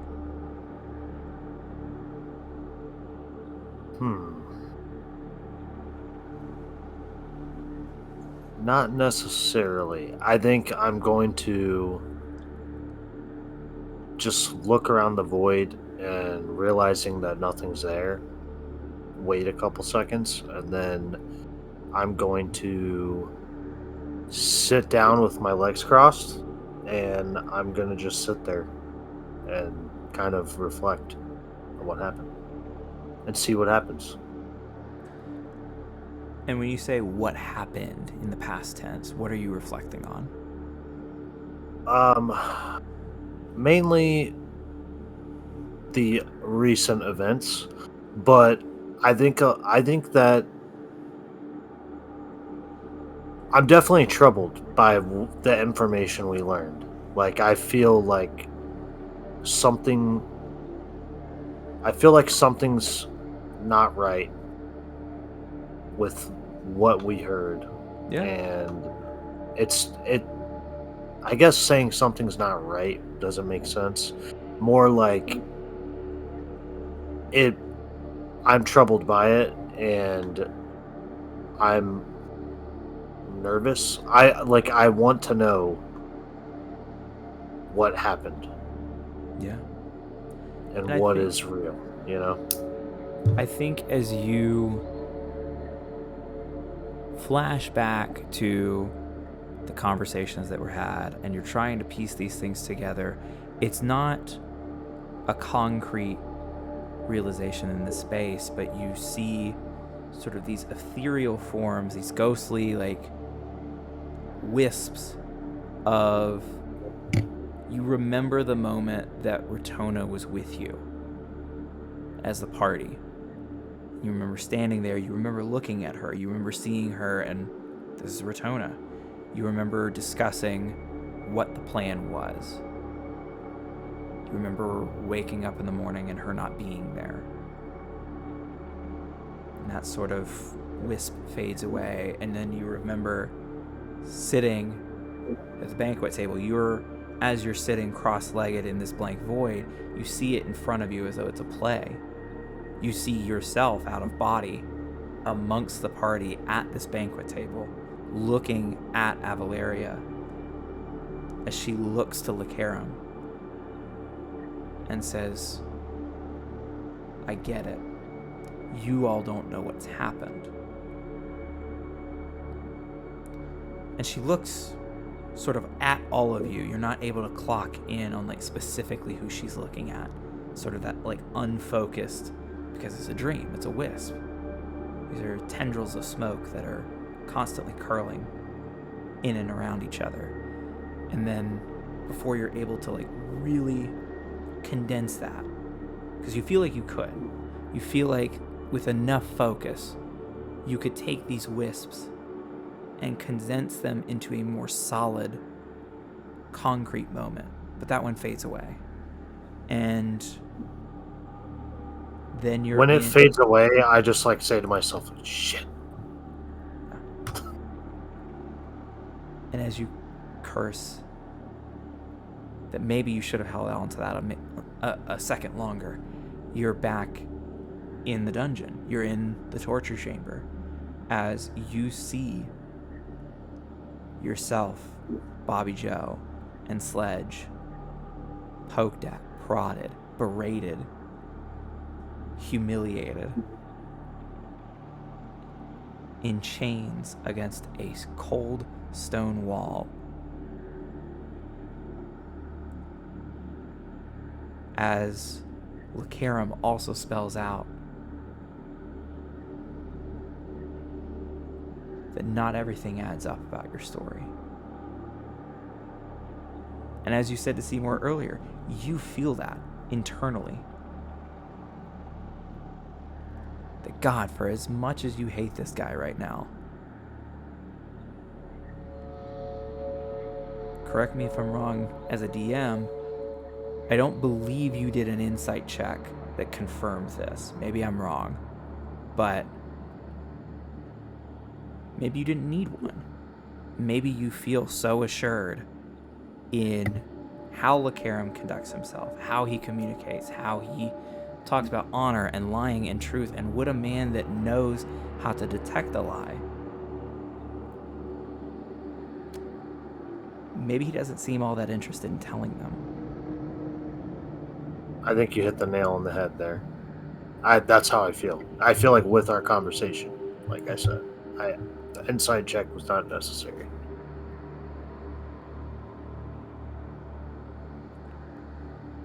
And then, as that wisp fades away, you're seeing something take shape in front of you that you don't remember conjuring. After you let that thought go, you thought that it was blank. That you were just going to sit there and sort of mash these three pieces together. And maybe they fit at some point, but it's a Rubik's Cube you can't solve. You're just twisting. But all of a sudden, there's a form in front of you. A hooded figure. About your height.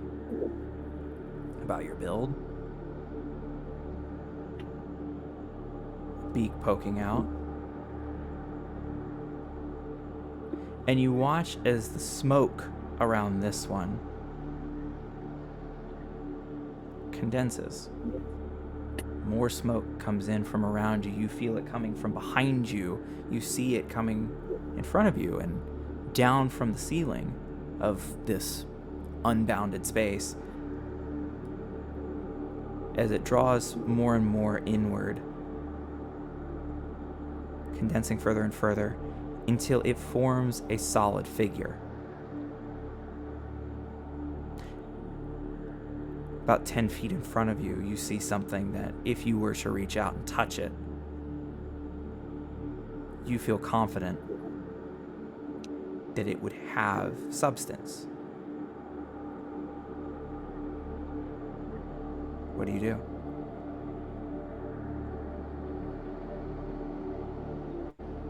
I want to approach it, but can I say that there's another form that I wanted to materialize before this happened? But obviously this was what materialized in front of me. Yeah. What did you think about before this form materialized in front of you? All that's on my mind is just what happened to the princess, and I just want to materialize her and ask what happened? Where are you? Mm. And as I'm thinking of that, then this form materializes. Yeah. And I'm gonna start slowly approaching. Yeah. And as I'm approaching, I'm just gonna say, like, who are you?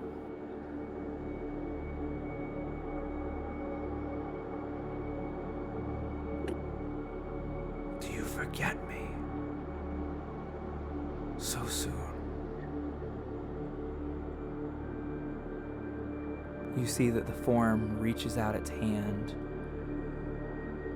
Despite you thinking of Ratona, it's pretty clearly at this point. What is it? You don't think it's her, but it reaches out its hand.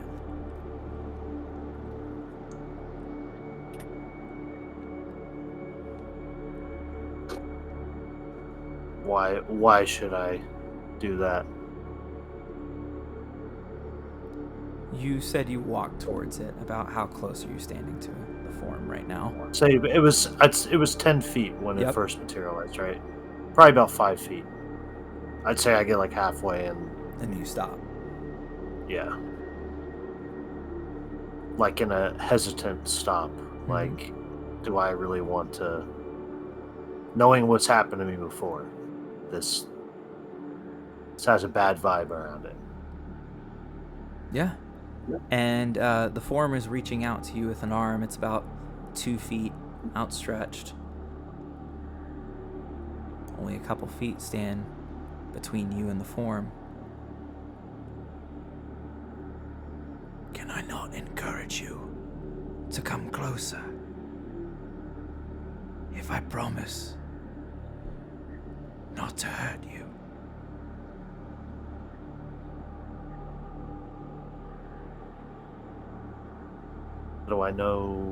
How do I know you're telling the truth? I've been promised that before. And we're kind of in a blank void right now of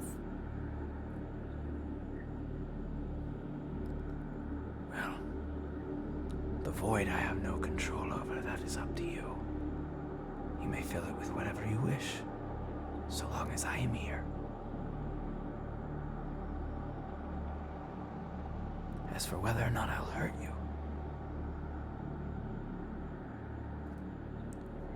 I have nothing to prove it, other than to say that in this place, I'm not capable of it. Especially once I've offered. I need answers. Take my hand, and I assure you, you'll find at least a few.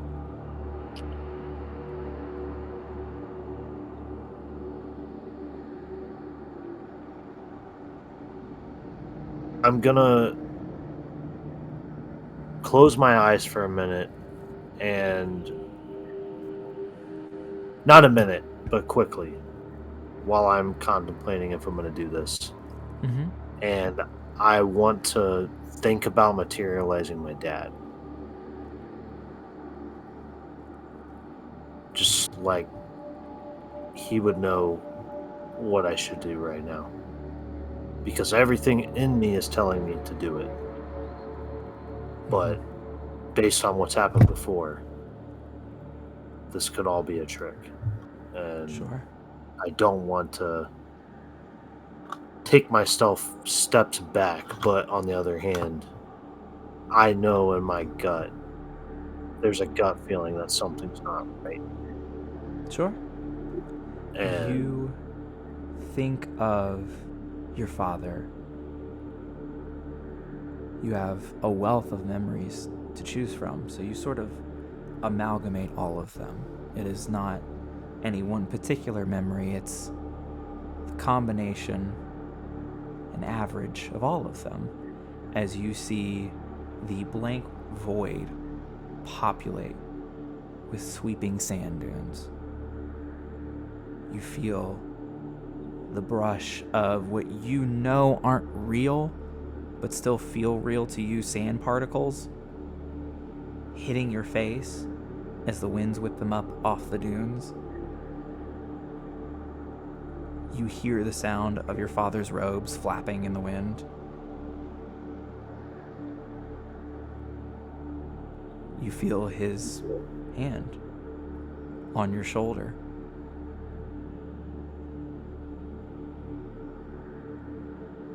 You made a promise.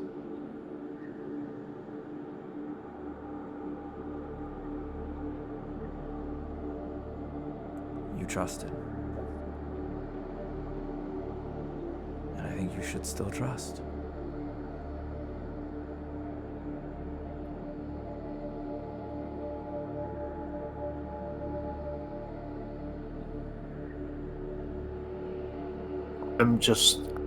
I'm gonna look at him just, what does that mean? What does that mean? I think in this space, I'm only telling you what you wanted to hear anyway. But as your father,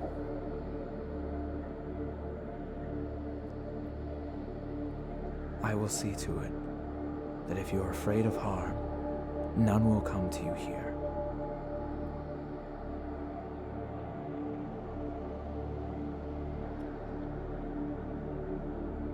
Okay. And before I start to think of this not materializing anymore, I'm gonna look at him and just, I love you, Dad. I love you too. And then I'm gonna. Oh, sorry. I was Continue. I did until my dying breath. And even in the hereafter. That is the strongest feeling I feel every day.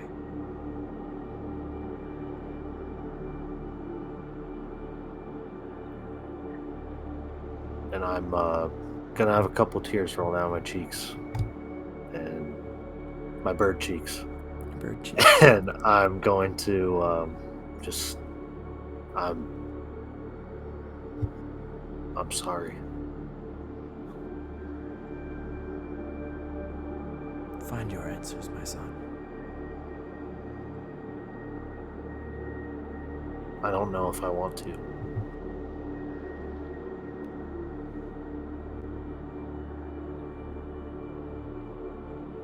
If that's the case,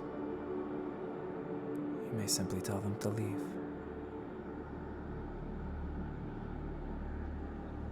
It's your choice. I don't want to, but I have to, I think.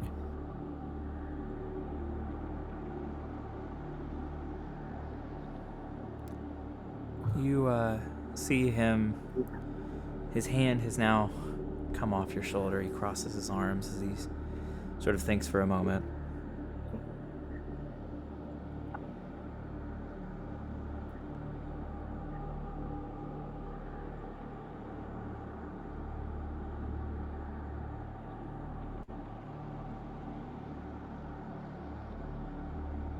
Do not let the have-tos become so overwhelming that you are unable to make choices for yourself.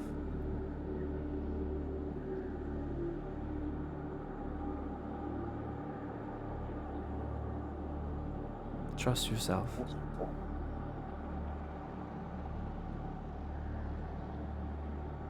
You'll make the right call.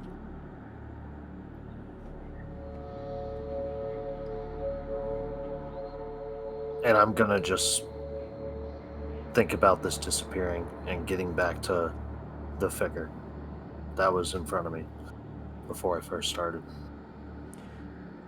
Okay. You let this go. Your father leaves, but the sand remains. Okay. And I can still see the figure in front of me? Mm-hmm. No? The figure never left. The figure was always I'm- 5 feet in front of you. Your dad was I'm at your gonna- side. Okay. That makes sense. I'm going to just let out a huge sigh, just like, here goes nothing. And I'm gonna walk up and take the hand.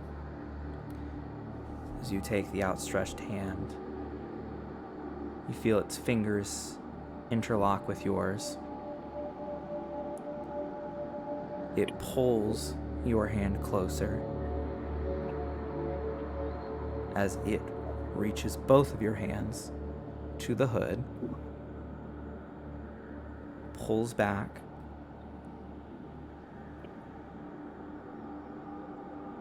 and in front of you, you see Kikri.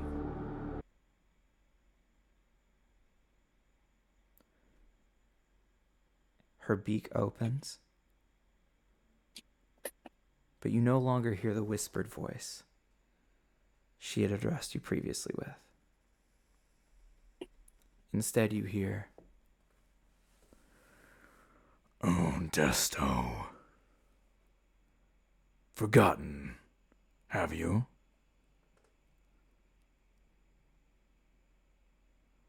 I didn't forget. Moved on to a new princess. Perhaps. How dare you? I dare. But really just to poke, to needle, to torture.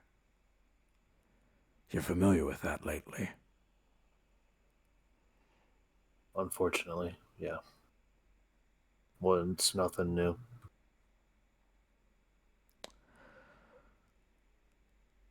You've crossed over the line from Shugelia to Carnelia. Just an update on your progress.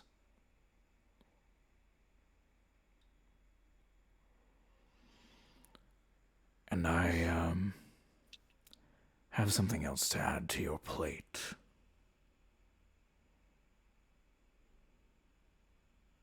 What's Something that? that,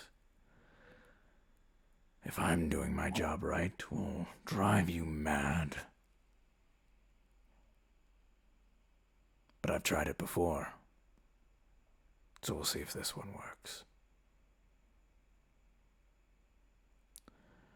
you see as the form of Kikri reaches out its other hand, the one it was holding behind its back.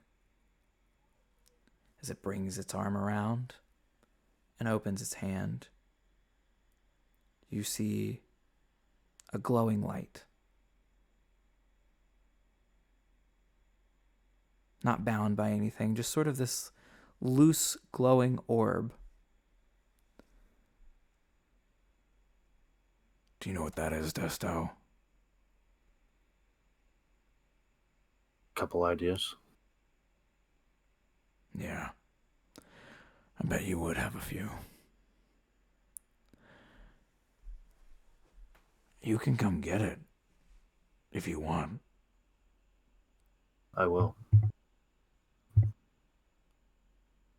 I'll let you know that the door is unlocked. The key's under the mat. And the fire is burning.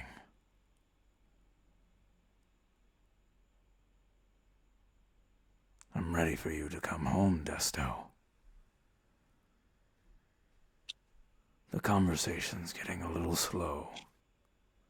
I'm ready for something new to entertain me.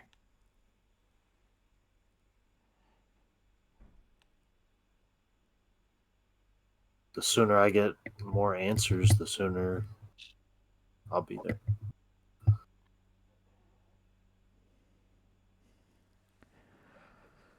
You're aware of all the demonic entities that have befallen you on your journey. Well, there's one person responsible for that. You're drawing closer to them. Someone who found the door to the hells, to the abyss, and reached out.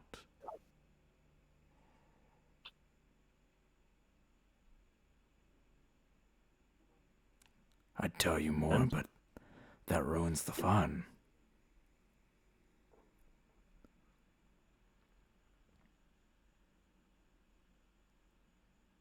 Just know, once you cross that door, I'll be right there waiting. And you and I And can I'll end be ready. the dance. And we've been slowly, methodically, painfully drawing out.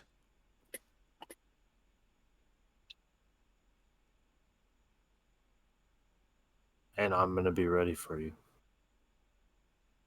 I'm going to come at you with everything I have. Good. Who am I? Say my name, Desto, and I will leave you.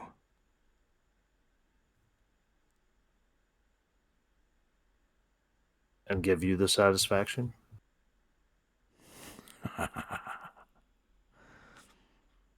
Very well. I'll leave you. As Orcus drops the dream form of Kikri, and you wake up.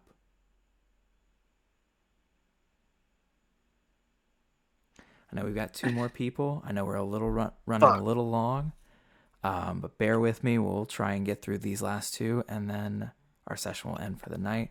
Buck, we go to you. As you also find your sleep, you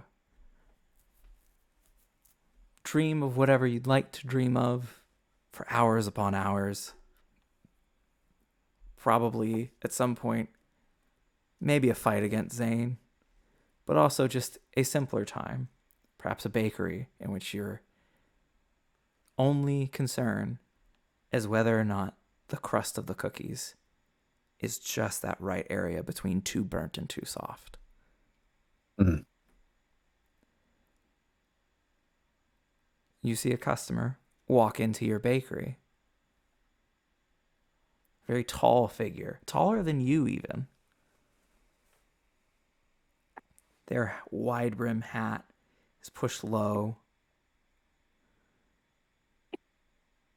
But as they approach the counter, they flick it up. It's a face you don't recognize. It's very harsh, grizzled. You see a scar running across one eye, looping across their nose, and dipping back to their mouth. Excuse me. What sort of cookie specials you running today? Hello. I have some lovely snickerdoodle, but also some lemon cookies I just threw in the oven. That if you wait just maybe 10 minutes, they should be ready. And I'm really proud of them. I think I've got the recipe just right. Sure, that sounds But great. I'll wait. In the meantime, you and I can settle up how much all this is going to cost. Okay, are you looking for a dozen? 2? Call it 2 dozen. Fair enough. All right, that will run you because you're a new customer and everything, we'll call it a gold piece. We want you to come back and tell all your friends about the exciting things you found at Buck's Bakery. You see, as he dramatically over-exaggerates, patting his pockets. Ah, shit. I don't have a gold on me. Well, Any interest in bartering? we love bartering. Or any other coins you may have. We understand times are tight, so we'll take everything you have. Like anything that you want to give us. I mean, like Take whatever you everything feel I've is got. whatever you feel is fair. I'm sorry. No, The cookie fumes get to me. that's Whatever you feel is fair. more my style, actually. Well, listen here. I got this that I can offer you. As he reaches behind, pulls out from underneath his long trench coat a black leather-bound book and sets it on the counter. Any interest you? Can I interest you in this at all? Well, we don't accept the books here, but the bookstore is just down the road. I will be sure they'd be happy to take a look at that and appraise it. Here, you know what? These cookies are on the house. Just tell all your friends where you got them from. No. I insist. I have to pay up. You gotta pay what's owed. And between you and me, I don't think the bookseller's gonna see quite the value in it that you do. TM, do I recognize this book? You do, in fact, recognize this book. Yeah, no. You know what? Here. You know what? Just take everything we have. Put your book away, please. We are closed for the day. You and I haven't even discussed it yet. You haven't looked at it. You don't want to take a look? As he grows in size to fill the bakery for just a moment, and then shrinks back down to about a modest 9 feet tall. You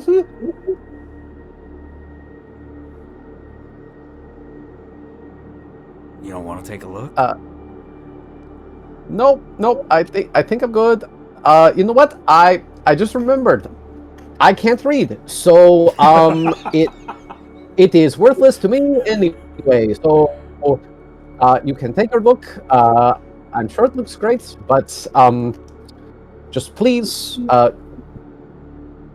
we're closed for the day. So take these cookies and go away. You seem startled, son. You seem like I've upset you, like you're off balance, you're off kilter. I can't imagine why. It is just a normal day with normal people, and nothing bad has happened. And I am cool. We're cool. It's all fine. My friends are good, and I'm just excited to be here. You'll Baking see cookies and nothing else. as he slams a fist on the table, or on the counter, rather. All right, let's cut the shit, son. You and I know what this is. You and I know that. Fuck, my bedside manner could use a little work.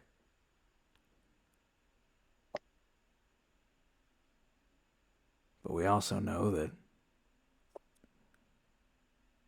I'm not here just out of my choice. You've been thinking this too. To paraphrase a non-specific, perhaps inspiration for my character, deep down in places you don't talk about at parties, you want to have this conversation. You need to have this conversation. There's one way of looking at it. Sure. You gonna disagree with me? I am not going to disagree with you because the customer is always right. So just think about it for a moment. You are now a rebel, recognized as public enemy number 1 of the most powerful kingdom in New Ammolia. That is very cute, son. You're the one that threw the first punch. You are number 1 and only with a bullet. Okay, fair. Buck's jaw just immediately starts hurting where Seymour punched him for making that same claim. Now, thanks to you being number 1, your friends are number 2 through 5. Okay. 6 if we count the lizard. Okay, that is a bit racist. Ignores you. So, as you flee to a new country that you've never been to, with the might of the world's most powerful army chasing after you,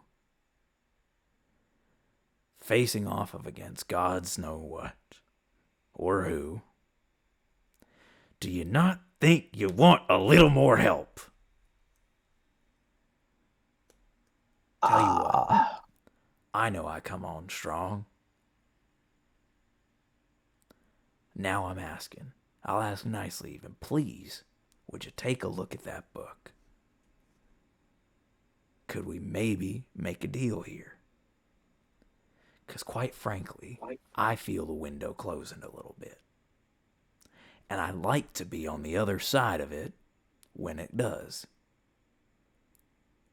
And I think you're the man that can bring me across. And I think there's a lot in it for you if you just take a little look at that little book.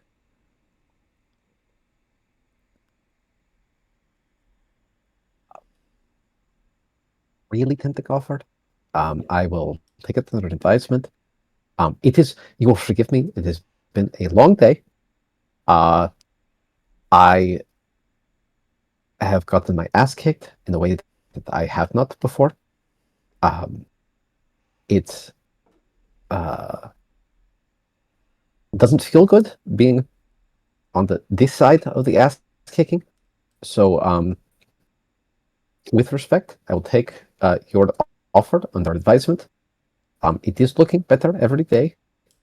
And I will let you know.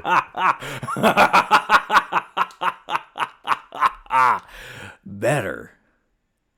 Oh, you sweet summer child.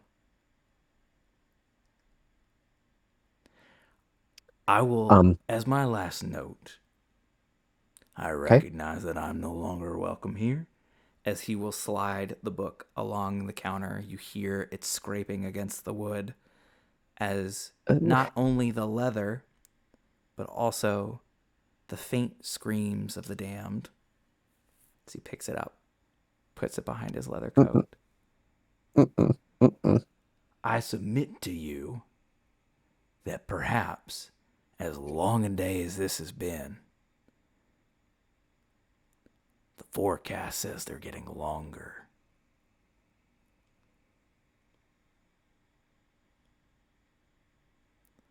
So, I suppose you'll have plenty of time to think about the offer. With the long days and all that. Thank you. Have a good day.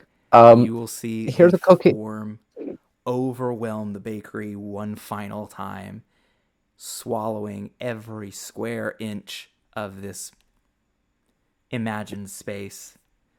The fire in your oven goes out as he reaches behind the case, grabs a single cookie, takes a single bite, and says,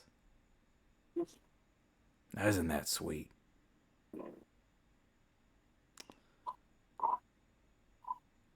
I'd like another one sometime." As he will then throw it to the floor and walk out.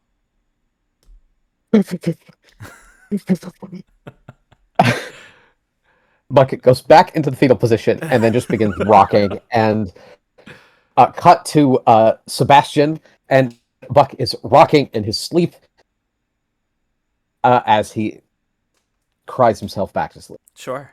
And then finally, and I know we're running long, I'm so sorry, but thank you guys for staying with me. I'm so excited we're back and didn't realize how much I wanted to get across as much as y'all had things to catch up on. So we'll run through this last little bit. We go to Seymour, who is also sleeping, also within the sleeping quarters at the tail end of Sebastian. The Sebastian. Are we dropping the because it's cleaner that way, or what are we doing there? We'll figure it out. Dealer's choice. Whatever feels right in the moment. So the Sebastian, Seymour, you find rest for the first time in a while. There is a moment where I think, as the charisma-based character of the party, you have been trying to handle diplomacy, trying to cobble together alliances, trying to figure out the chess game that gets you out of this situation with the most pieces intact. Forgive me for being crass, but your butthole's been clenched for quite a while.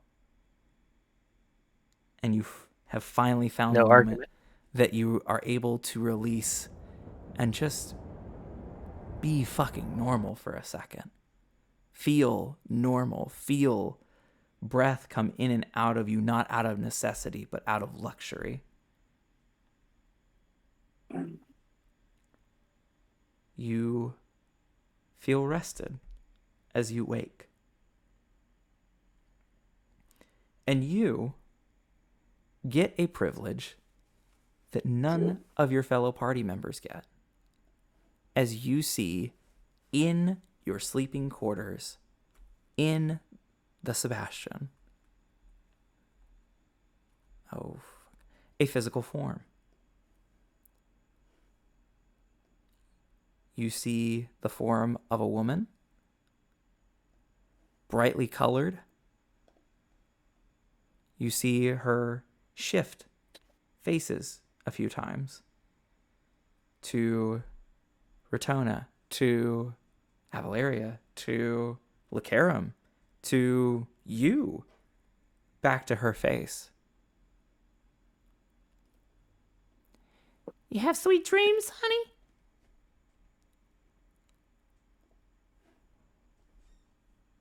I hate to admit it, but probably. Why would you hate to admit that? Everybody loves sweet dreams, right? Probably the first time I can remember in recent memory. Sure. It's been a while. It's been a while since we've talked, too.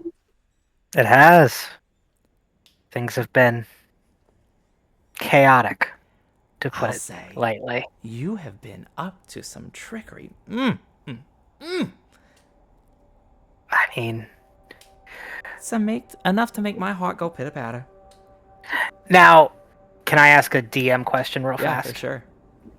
While I am met with the physical presence of her in the room, is what I'm saying, like, still just between her and I, the same way everybody else is, or is mine like confidence of this moment that, like, basically the walls of your sleeping space are secure?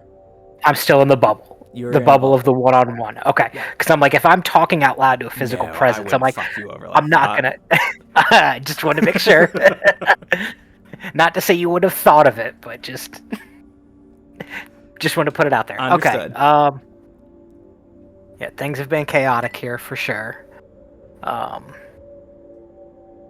has been a while since we've talked. How much of that's your own doing? Oh, solid 80%. Oh, music to my ears. Love that. Did it feel good? Did it feel great even? Parts of it, yeah. Good. Obviously, there's the repercussions of my actions, the downfall of it all. Don't think about that. Don't think about that. That's not what you do. I mean, that's not what we do. What, we don't think past what we do? Well, we always have to get to the next step. We get to the next step, but you don't think about what comes behind. Repercussions are what drags behind the roller coaster that you're setting people on.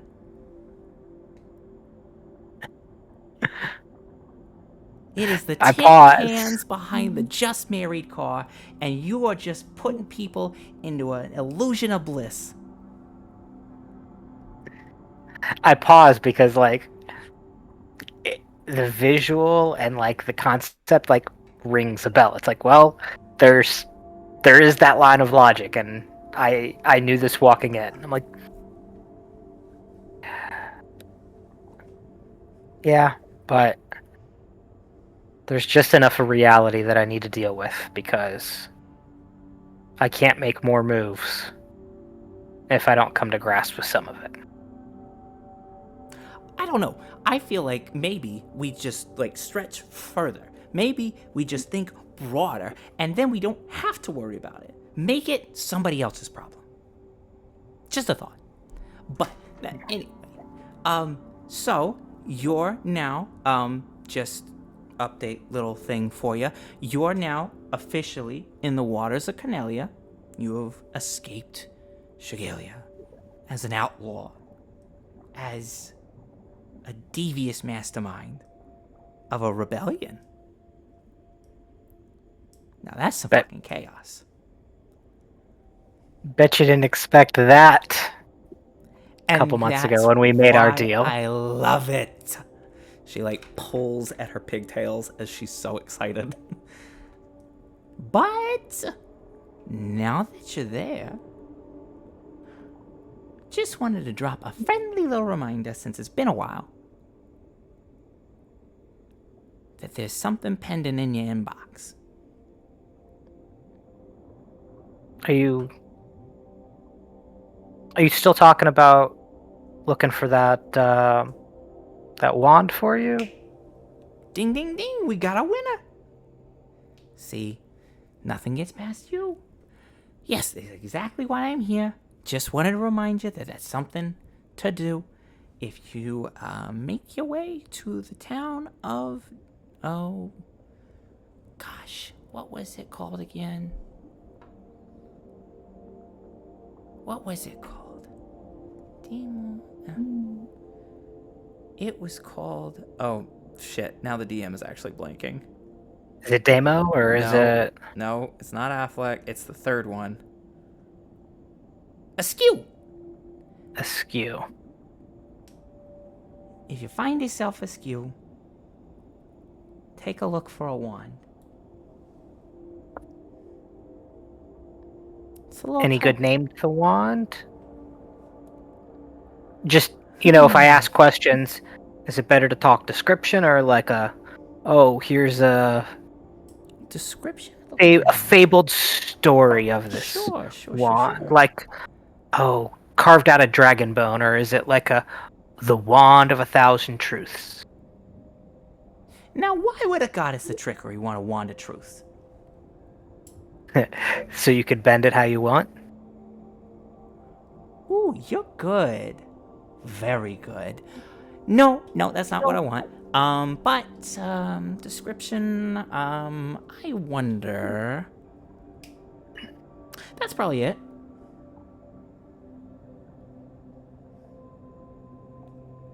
Okay. And in true essence, and in true essence of the scenario, left with just enough detail to find it, but not enough to actually look for it. I mean, if you need a little extra motivation to look for it, you'll probably find some really cool shit for your friends too. But if you're wanting something for you, that is absolutely the best I can offer, anyway, from my side of things. And you see that her form starts to shake a little bit. Okay, two things real quick. Just one, checking in. How we feeling? You still liking the trickery thing? You still going? Are you gonna keep this look up forever? Or are you gonna maybe like show them? You're just gonna be gray face for a little bit. Probably not gray face for a bit, but there's a little honesty I need to put forth. is what it is. Lame. Okay, fair enough. You're thinking but- through it. That's fine. Oh, go ahead. It's enough to keep the facade going. And we love a facade. Who doesn't love a facade? Second thing, as I say, adieu to you. I would wake up quickly and maybe check on the captain as she poofs out of existence. And I feel like I have this heart-shocking like moment of like, oh, I need to check on the captain. So I like kind of wake up and I like quickly like rub my eyes and stumble out of bed and be like, pop out of the room to go check on the captain. Yep. As you rush out, you see that the rest of the party is sort of slowly making their way out of their rooms as well. Seems as you all have woken up at basically the same time. What a coincidence. And as you stride into the deck of the ship, the main pilot cockpit area, you look to a clock on the wall. It says that 3 days have passed since you first fell asleep. You've taken 3 days worth of slumber. And you see at the controls, Berthuni has slumped. You imagine it's very recently, but she has slumped and fallen asleep, as are Mayuri and Zane. And in front of you, you see two things that I will leave you with as we end our session. Thing one, deep in this sea, you see jagged rock formations cropped up from the bottom. You imagine Berthuni wouldn't have steered you into these intentionally, so something's already amiss. The second thing, very quickly, almost a flash, barely perceptible, but in the deep sea, with your little fog lights emitting from the eyes of Sebastian, you see the slinking, scaly blue form quickly dart past your ship as it moves and is rocked underneath the sea. And that is where we will end tonight's session. Welcome back, everybody. Mm.